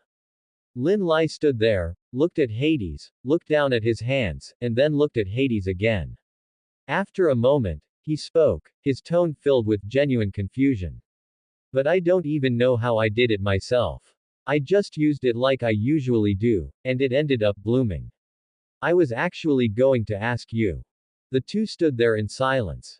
Hades stood before him holding a teacup, and Lin Lai stood in the center of the temple, looking down at his own palms. After a long while, Lin Lai finally raised his head, his expression carrying a hint of helplessness and a touch of resignation. Then what do I do? I really don't know. Hades looked at him, remembering that hissing kitten from a few days ago. A very, very faint curve appeared at the corner of his mouth, and then he said something that was unclear whether it was a compliment or a statement of fact. Perhaps you understand death better than I do. Ha ha. Lin Lai was silent for a long time. He chewed over this sentence repeatedly, but still couldn't figure out if it was a compliment or an insult. Finally, he decided to give up thinking about this question. Anyway, Lord Hades's words were always hard to understand. Then after I return from Teacher Hecate, I'll research it some more. For now, I'll go to the master's place. Her familiar is still waiting outside.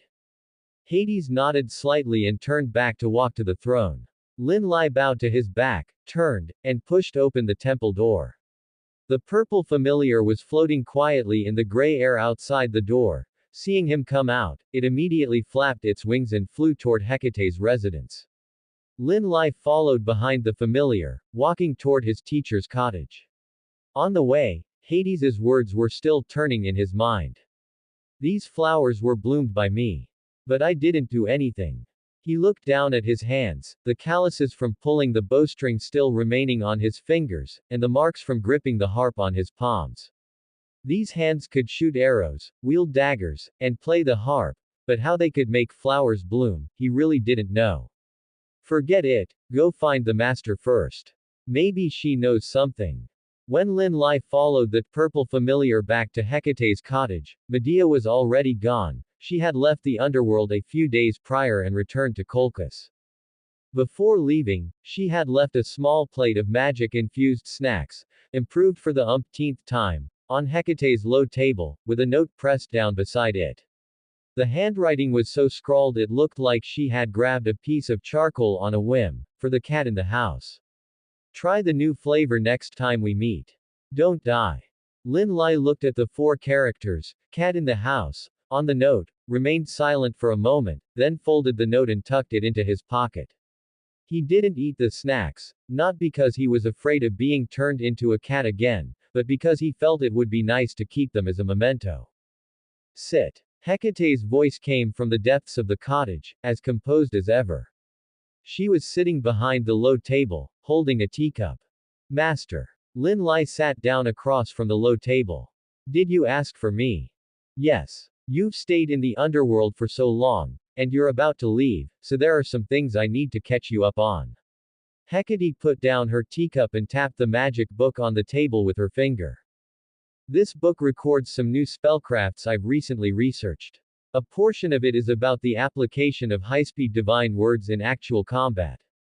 She pushed the book toward Lin Lai, opened it to a page, and lightly drew a circle around a spell diagram with her finger.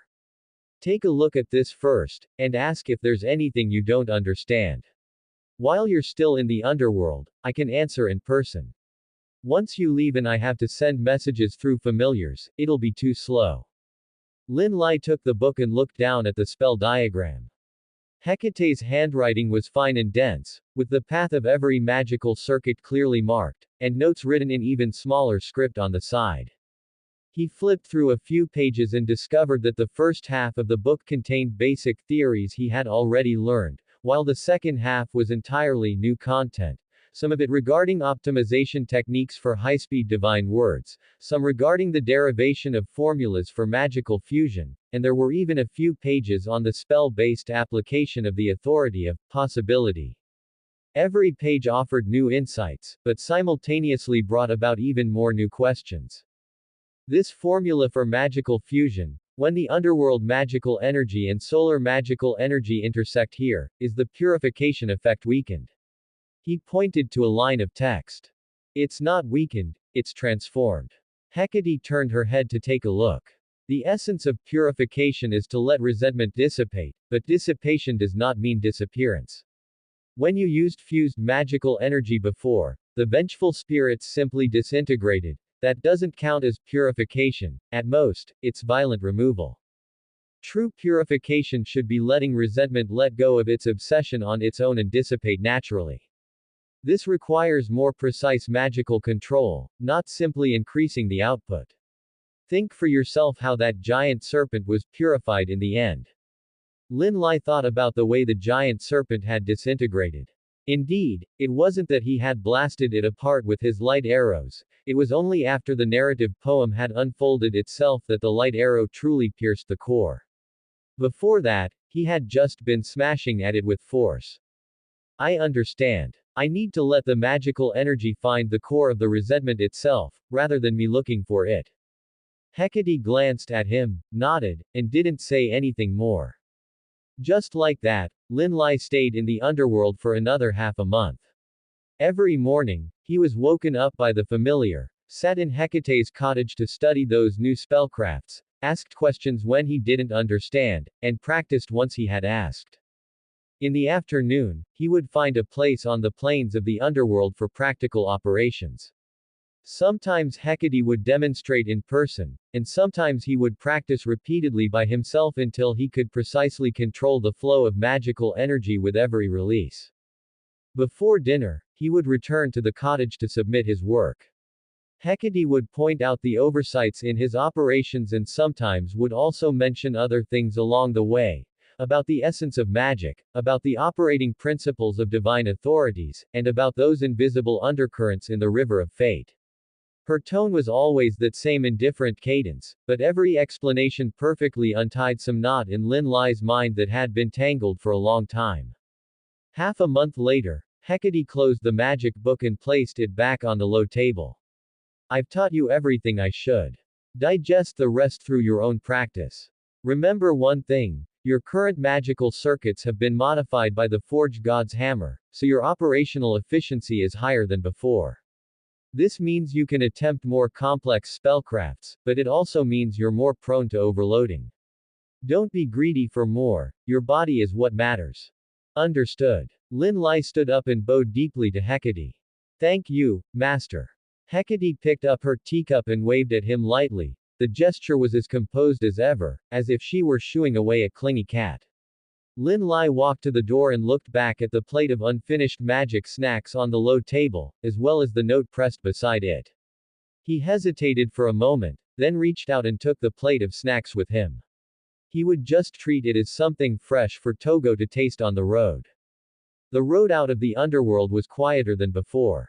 On the path of the dead, souls still lined up in silent queues, the black water of the underworld river still flowed quietly along the edge of the plains, and the white flowers in the garden still swayed gently in the windless air. When he passed the garden, he habitually crouched down to look at those flowers, then quickly flipped through everything he had learned over the past half-month in his mind. He still hadn't found an answer to explain why these flowers bloomed. Forget it, he'd think about it later. At the exit of the underworld, Togo was already waiting there. The white wolf's tail was held high, his ice-blue eyes scanned Lin Lai up and down, and then he let out a laugh that carried a hint of profound meaning. Partner, you've stayed in the underworld longer this time than ever before. You've got another layer of aura on you, it seems you've had a fruitful harvest. Quite a lot. I'll digest it slowly on the road. Lin Lai walked to his side and was about to mount his back, but Togo suddenly lowered his head and nudged a long object wrapped in old cloth on the ground with his nose. Right, this is for you. I found it on my way here. I thought you would like it, so I carried it back. Lin Lai bent down to pick up the bundle of old cloth and untied the straw rope binding it. Inside the cloth was wrapped a short sword, The scabbard was a bit old, but the patterns on the hilt were still clear. He gripped the hilt and drew the blade out a bit, his gaze resting on the symbol engraved on the blade, Pi. He was stunned for a moment, then drew the blade out completely and held it up before his eyes to look at it carefully. It was indeed this one. The one the old shepherd had dug out from under the bed and handed to him years ago, the one that had still been hanging at his waist when he was gored to death by the wild boar. Where did you find it? Saw it on the road. Togo's ears flicked, his tone carrying a sense of matter-of-fact casualness. When I saw it, I sniffed it. It had your scent on it, although it was faint, it was definitely something you had touched before. So I carried it back. What, do you recognize it? Lin Lai slid the blade back into the scabbard, his fingers gently caressing the engraving of Pi on the hilt. This sword had once accompanied him through the most fragile days of his time in the Age of Gods in Greece. Later, when he had the harp, the sun bow, and more things to protect himself, this sword had gradually faded from view. He hadn't expected Togo to pick it up. I recognize it. It's from a long time ago. He tucked the short sword along with its scabbard into his waist, hanging it on one side opposite the harp. That really is fate. Togo's tail swept across the ground, his ice blue eyes squinting into two curved arcs. I knew you'd want it. Let's go, where's the next stop? First, to the temple of Lady Demeter. Lady Persephone gave me the breath of the spring goddess. Lin Lai mounted Togo's back and hung his bow and lyre in place. Togo's four paws lifted into the air, stepping on invisible stairs as he ran toward the human world. Not long after leaving the underworld, the sky was still a hazy blue, and the morning light had just risen from the horizon, illuminating the olive groves in the distance. Lin Lai was sitting on Togo's back, flipping through the magic notes Hecate had given him. The breath of the spring goddess that Persephone had given him was slightly warm against his chest, reminding him that the next stop should be to the temple of Demeter. Then Togo suddenly stopped. It wasn't the kind of stop for alertness. His ears flicked, his tail held higher, and his ice blue eyes squinted into two arcs that suggested he was watching a good show. Before Lin Lai could even ask, "What's wrong?" he was tackled from the side by a huge force, sent flying off Togo's back, and landed heavily on the grass. A sturdy body pressed down on him, one hand pinning his shoulder, the other propping itself up in the grass beside his ear. That heroic and imposing face was very close, her long red hair scattered over her shoulders, and her pair of amber eyes held the focus unique to a hunter locking onto prey. Hippolyta, Queen of the Amazon, his defeated opponent, and the person whose hair he had personally styled. At this moment, she was wearing light hunting attire, the familiar bow hanging from her shoulder, and she was looking down at him with an expression that carried a hint of triumph and a hint of dissatisfaction. Finally waited for you, Lin Lai. She said, her voice low and carrying a hint of husky magnetism. You stayed in the underworld for so long that I've almost finished hunting all the prey in the vicinity. Lin Lai lay on the ground, looking at the face inches away, remained silent for a moment, and then spoke. Hippolyta, could you please get off me first? Hippolyta didn't get up immediately, but stared at him for a while longer, the corners of her mouth curling slightly, and then she nimbly flipped over and stood up, taking the opportunity to reach out and pull him up from the ground. Lin Lai brushed the grass clippings off himself and looked up at the Amazon queen before him. She wasn't wearing the outfit she had on back in the Amazon, but rather hunting attire better suited for long-distance travel, with a bow hanging from her shoulder and a short sword tucked at her waist. Why are you here? He asked. Shouldn't you be in the Amazon? What happens to the Amazon if you leave? Hippolyta pushed her bow up on her shoulder, her tone calm and matter-of-fact. The Amazon is currently being run by my sister, Penthesilea. She is a purer warrior than I am. There won't be any problems with her managing it for the time being. Penthesilea. Lin Lai remembered the name, the Amazon queen in Type Moon who used a meteor hammer, daughter of Ares, and sister of Hippolyta.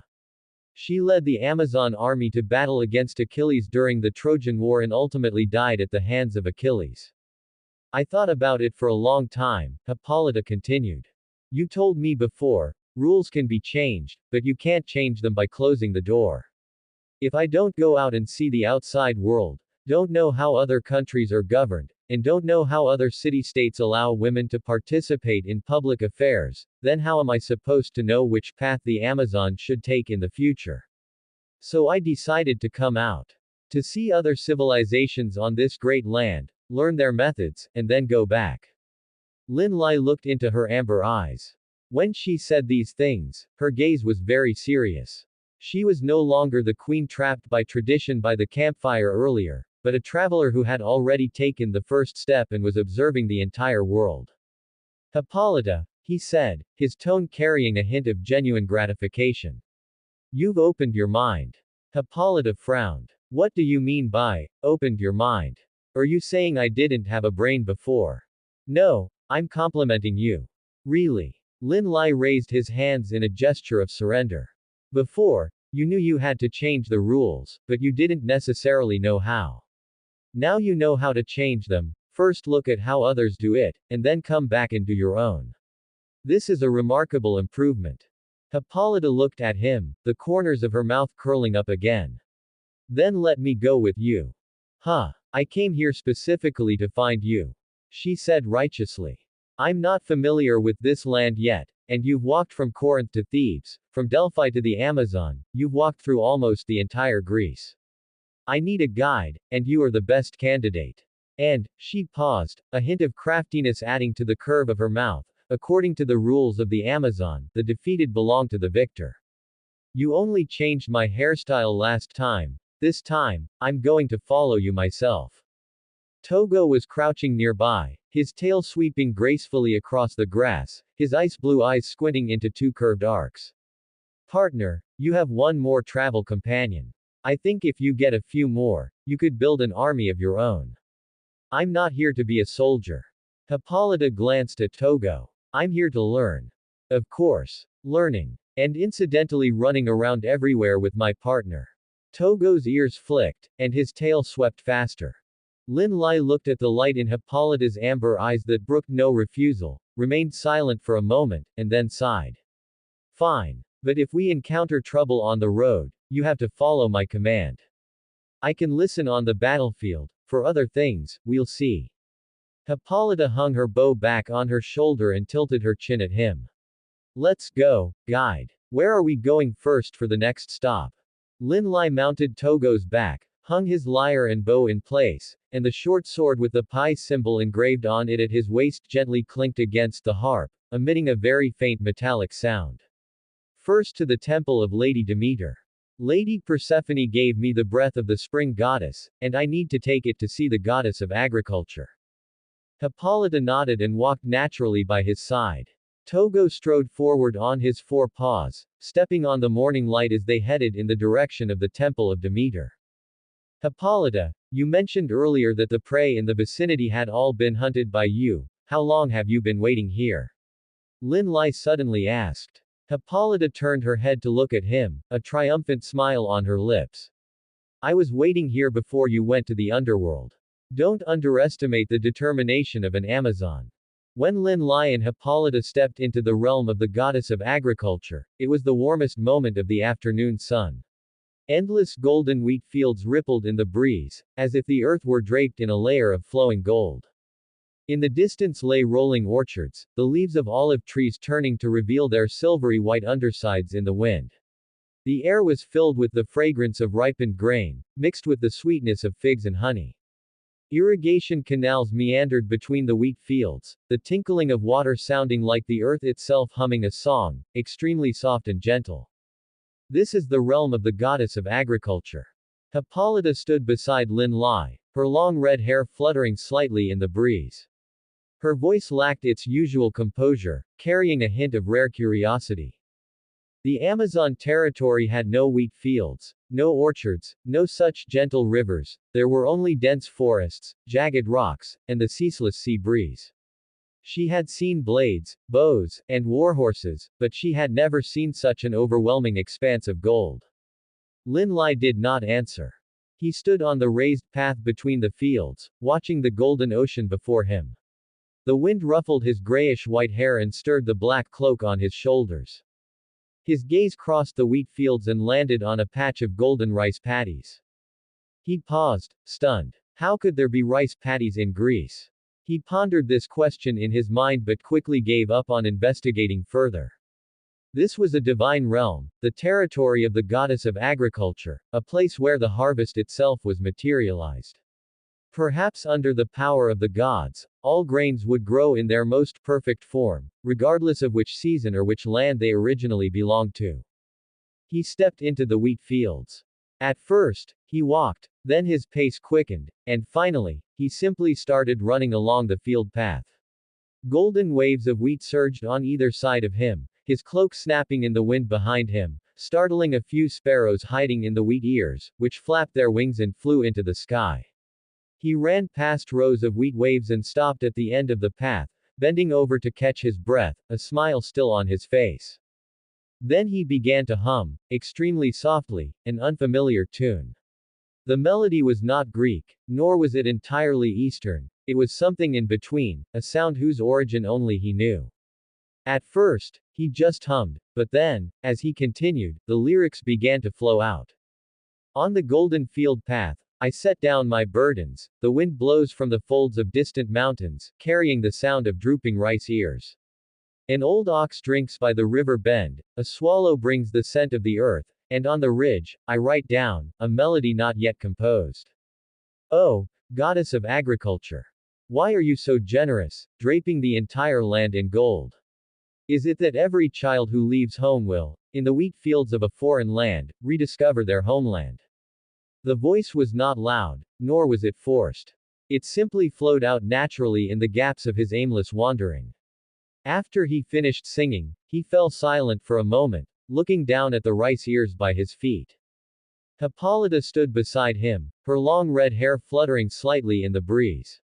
She looked at Lin Lai's profile, was silent for a moment, and then asked, "What is this song called?" Lin Lai's fingers were still resting on the rice ear. This homeland. This, as in, this place. Homeland, as in, hometown. Although this is not my true homeland, when I stand here, I always feel that everything I have seen before is still here. He raised his head, looking at the golden wheat waves in the distance, the sunlight casting a warm, gentle glow on his profile. Hippolyta did not respond. She did not quite understand how many homelands were hidden in this song, but she knew that if a person suddenly sang in a golden wheat field, it must be because they were thinking of someone very important. Then a voice came from deep within the wheat fields, very light and soft, like the earth itself speaking. I thought Persephone had returned. Lin Lai and Hippolyta turned their heads simultaneously.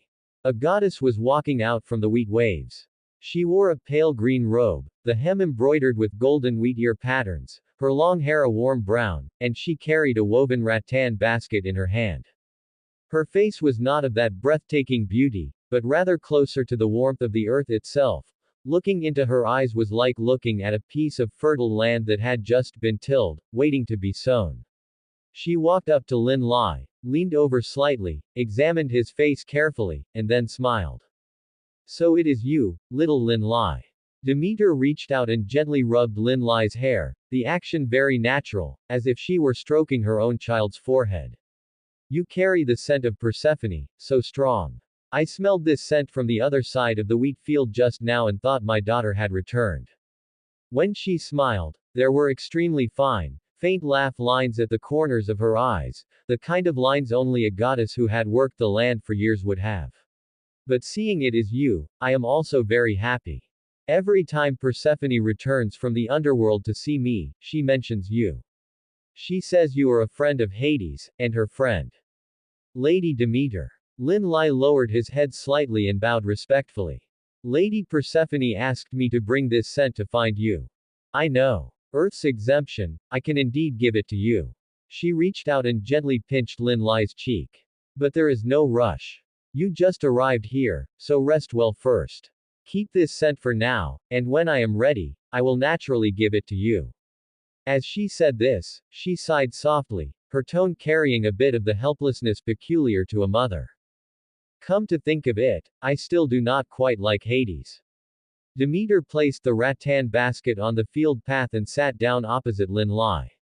Although this time he did not snatch her away as written in fate, but instead came properly to ask my daughter how to plant flowers and honestly tilled the soil for several months.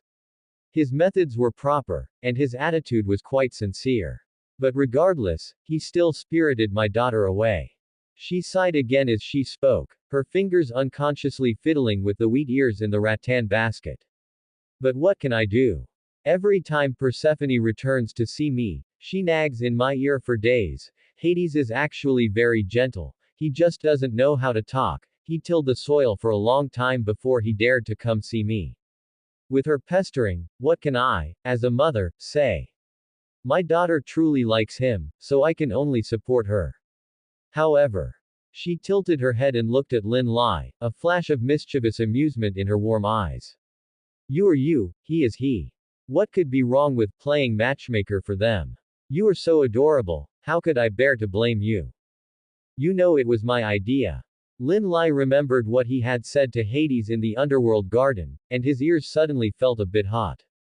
Persephone told me. Demeter smiled. She said that when Hades first came to the surface to see her, he was so nervous he couldn't even speak properly.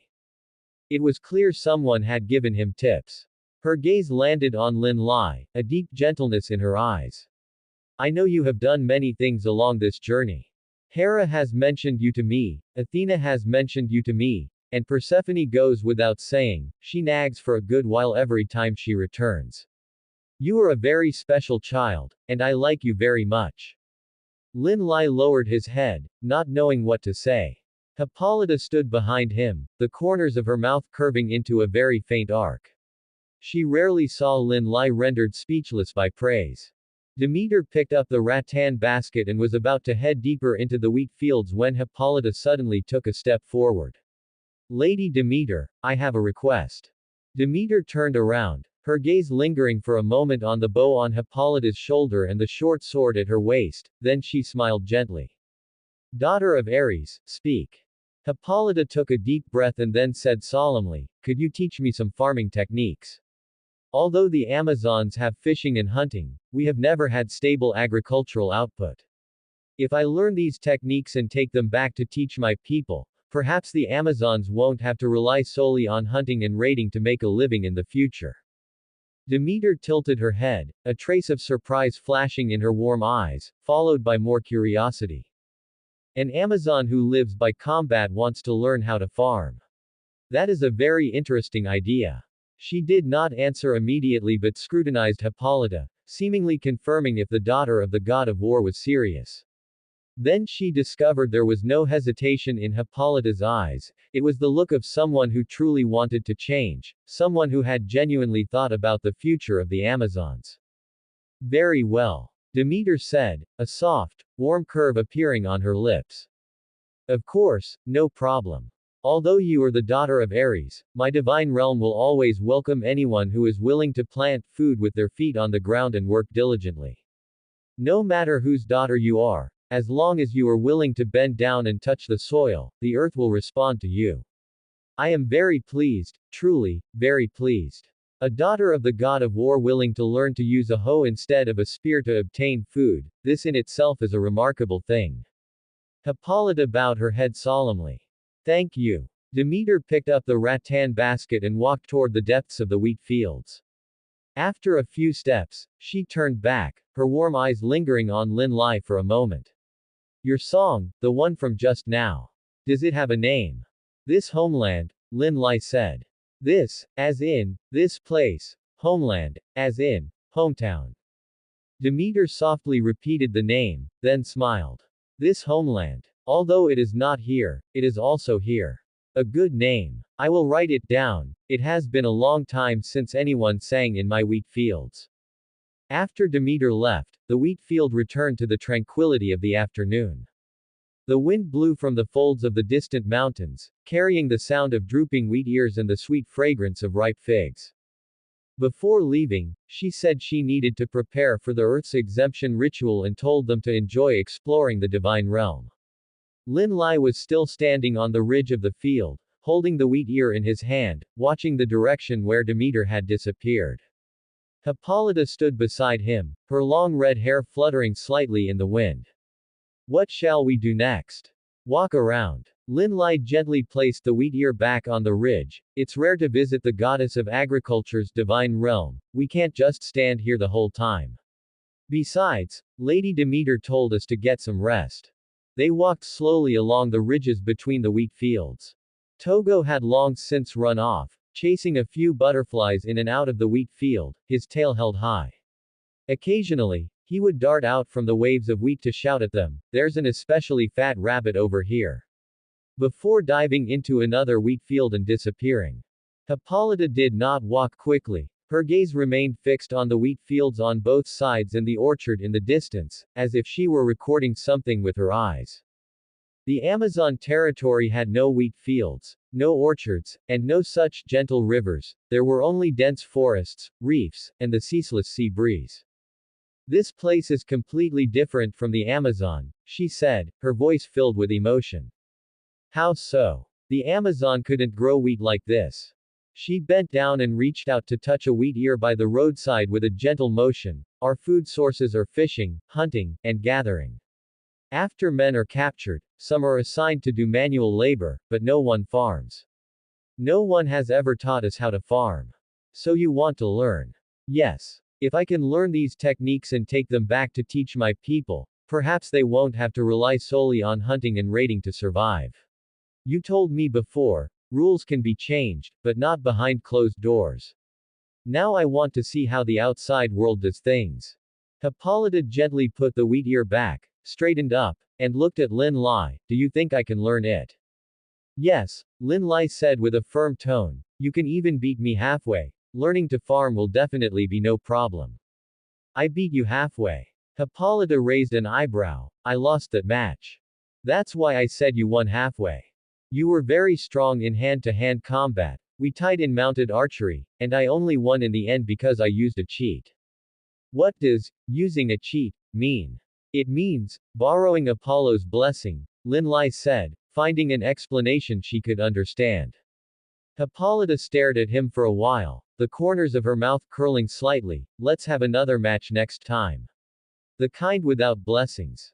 If we don't use blessings, you could punch me into the air. I can go easy on you." When they passed the orchard, Lin Lai casually picked 2 figs and handed one to Hippolyta. She took it and took a bite, her eyes widening slightly, and then she quickly stuffed the remaining half into her mouth. "Very sweet," she said, a little fruit juice still staining the corner of her mouth. "Grown by the goddess of agriculture herself, of course it's sweet." Lin Lai also took a bite. "Much better than the flatbread I eat in the underworld." "You seem to mention underworld flatbread quite often." "Because I've been to the underworld several times, and every time I go, someone stuffs flatbread into my hands. Except for the potion pastries made by Hecate's disciple, Medea. If you eat those, you turn into a cat." Lin Lai placed the fig pit by the tree root, lay down on the grass under the fig tree, and rested his hands behind his head. The leaves above his head swayed gently in the breeze, and sunlight leaked through the gaps, casting dappled light and shadows on his face. The next few days passed peacefully and fruitfully. Every morning, Demeter would take Hippolyta to fields in different directions, teaching her to identify the growth cycles of different crops, how to judge soil moisture, and the spacing and depth for sowing seeds. Hippolyta learned very earnestly. Her mind, accustomed to battle and strategy, was now working hard to absorb knowledge about farming. The questions she asked ranged from the construction of irrigation canals to seed preservation, and from the principles of crop rotation to fertilizer preparation, each question carrying the clear purpose of teaching my people after I return. Demeter's attitude toward her gradually shifted from initial curiosity to appreciation.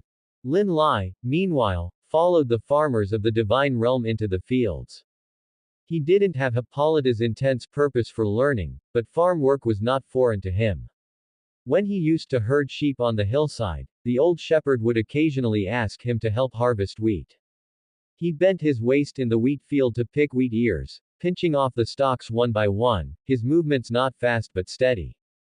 After finishing picking wheat ears, he went to the orchard to help pick figs. The ripe fruits fell at the slightest touch, requiring him to gently support the bottom with his palm before picking them. These tasks were not tiring for him. The god of war's blessing gave him physical fitness far exceeding that of an ordinary person, and Apollo's protection kept him energetic under the sun. He worked for an afternoon, and except for his fingers being covered in fruit juice and wheat chaff, there were almost no traces of fatigue. Togo had been living exceptionally well these past few days. He chased sparrows in the wheat fields and squirrels in the orchard, greeting every bird in the divine realm. Once, Lin Lai straightened his back from the rice paddy and saw Togo squatting in the middle of a flock of sheep, sitting upright, his tail resting on his front paws, chatting with the fattest sheep about who knows what. Lin Lai called out to him from afar, and Togo turned back and blinked at him, saying that these were not ordinary sheep but sheep of the divine realm, and if you sheared their wool to make a pillow, sleeping on it would make you dream of becoming a cloud. Lin Lai was silent for a moment, then said, "How do you know that?" Togo's ears flicked, his tone filled with unconcealable pride. It told him itself. Hippolyta, who had heard their conversation from the side, was still holding a handful of freshly picked wheat ears. She silently looked at Togo, then at Lin Lai, and asked, "Is he usually like this?" Lin Lai didn't even turn his head. Always. Evening was the quietest time. Hippolyta would organize the knowledge she learned during the day onto a piece of parchment, the one Demeter had given her, saying it was for taking notes.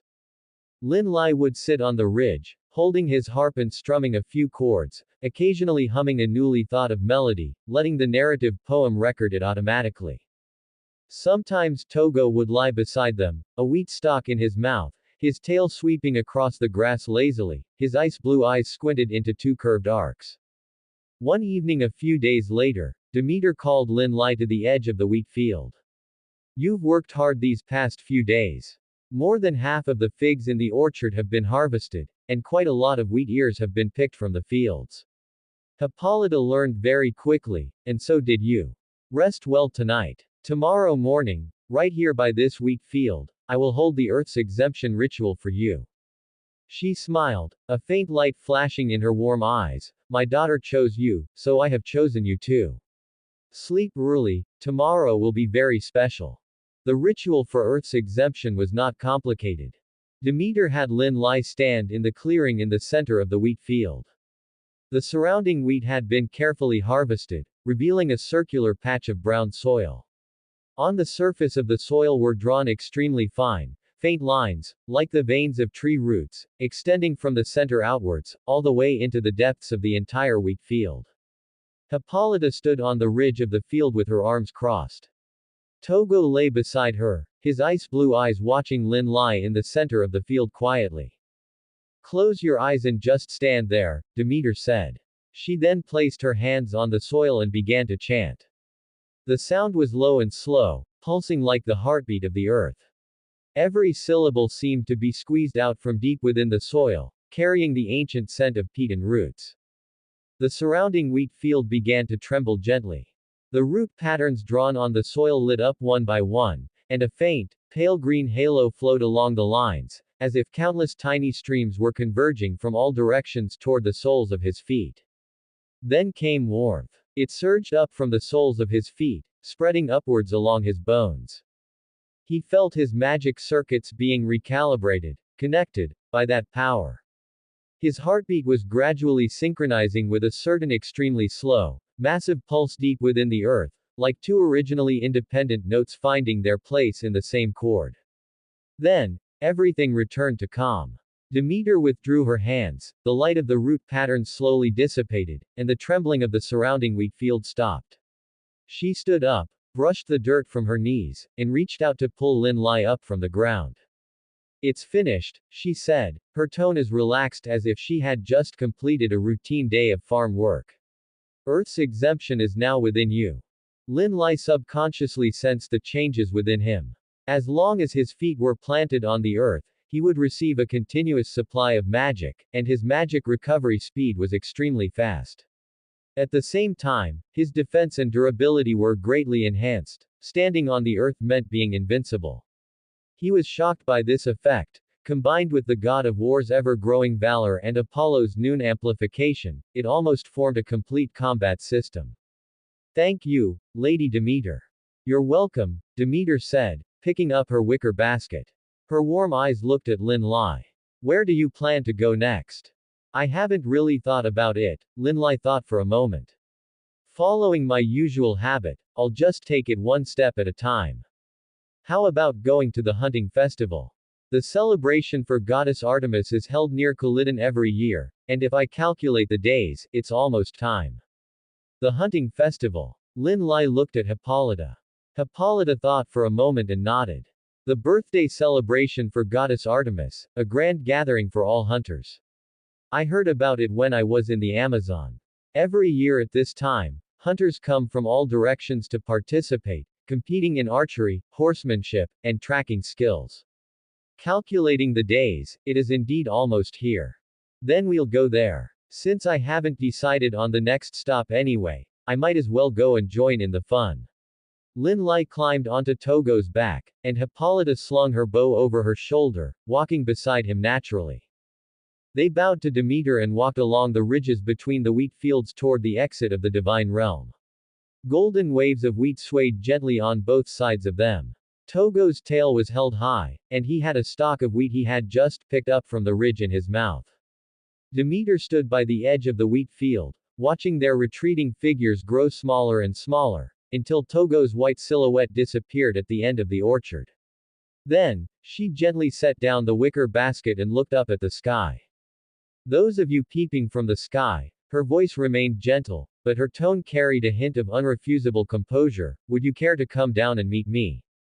Deep within the clouds, an extremely light and thin voice muttered to itself, carrying a bit of guilt and a lack of confidence from self-consolation.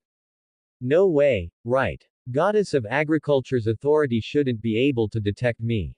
Her sensory range is clearly limited to the earth, and I'm not stepping on her land. Theoretically, I'm hidden very well, theoretically, she can't find me, but what if? The voice paused, then glanced down at the goddess below who was looking up, her gaze piercing through the clouds and locking onto their location. Demeter did not withdraw her gaze. Those warm eyes still watched this patch of sky calmly, and a faint, knowing curve even appeared at the corners of her mouth. She didn't really discover me, did she?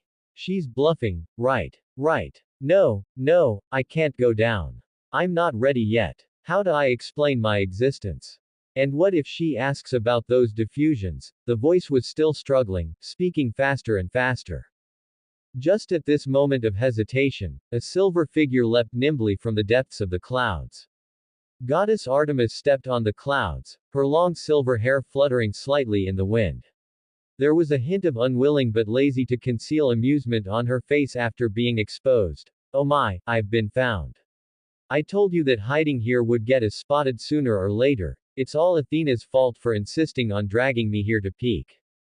It was clearly you who said you wanted to come and see. Another voice came from deep within the clouds.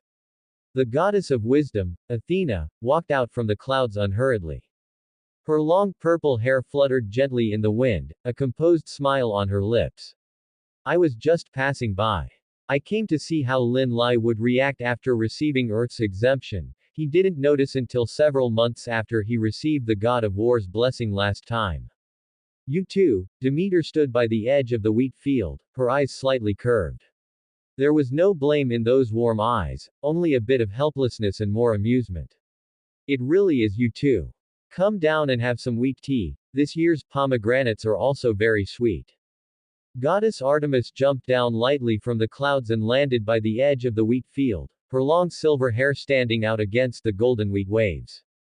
She grabbed Demeter's arm, and the expression on her face quickly switched from the embarrassment of being caught to a spoiled, coaxing mode. Lady Demeter is the best. Thank you for helping me send little Lin Lai my way. I've had my eye on him for a long time. I've been watching him since he was singing in Delphi. I've always wanted him to come to my hunting festival, but he always gets dragged away by other gods to do other things. This time, he offered to come on his own, and I was so happy I almost jumped off Olympus. Thank you, I love you the most. Demeter was shaken so much that the wicker basket in her hand wobbled, and she could only smile helplessly and pat her shoulder. Athena stood to the side, her gaze sweeping over Goddess Artemis, and then she sighed very, very softly, lowering her voice to a level that could just be heard by Demeter but completely missed by Goddess Artemis, who was busy acting spoiled. Big breasts, no brain. What did you say? Goddess Artemis turned her head immediately, her long silver hair nearly whipping across Athena's face. I said you were full of energy. Athena picked up the weak tea, a composed smile on her lips. However, you are right about one thing, he is indeed a very interesting subject of observation. Demeter carried the wicker basket and walked toward the temple. Goddess Artemis was still excitedly planning how to set a few special challenges for Lin Lai at the hunting festival, while Athena followed slowly behind, occasionally interjecting with, he'll probably pass the challenges you set in the first round, which made Goddess Artemis jump up again.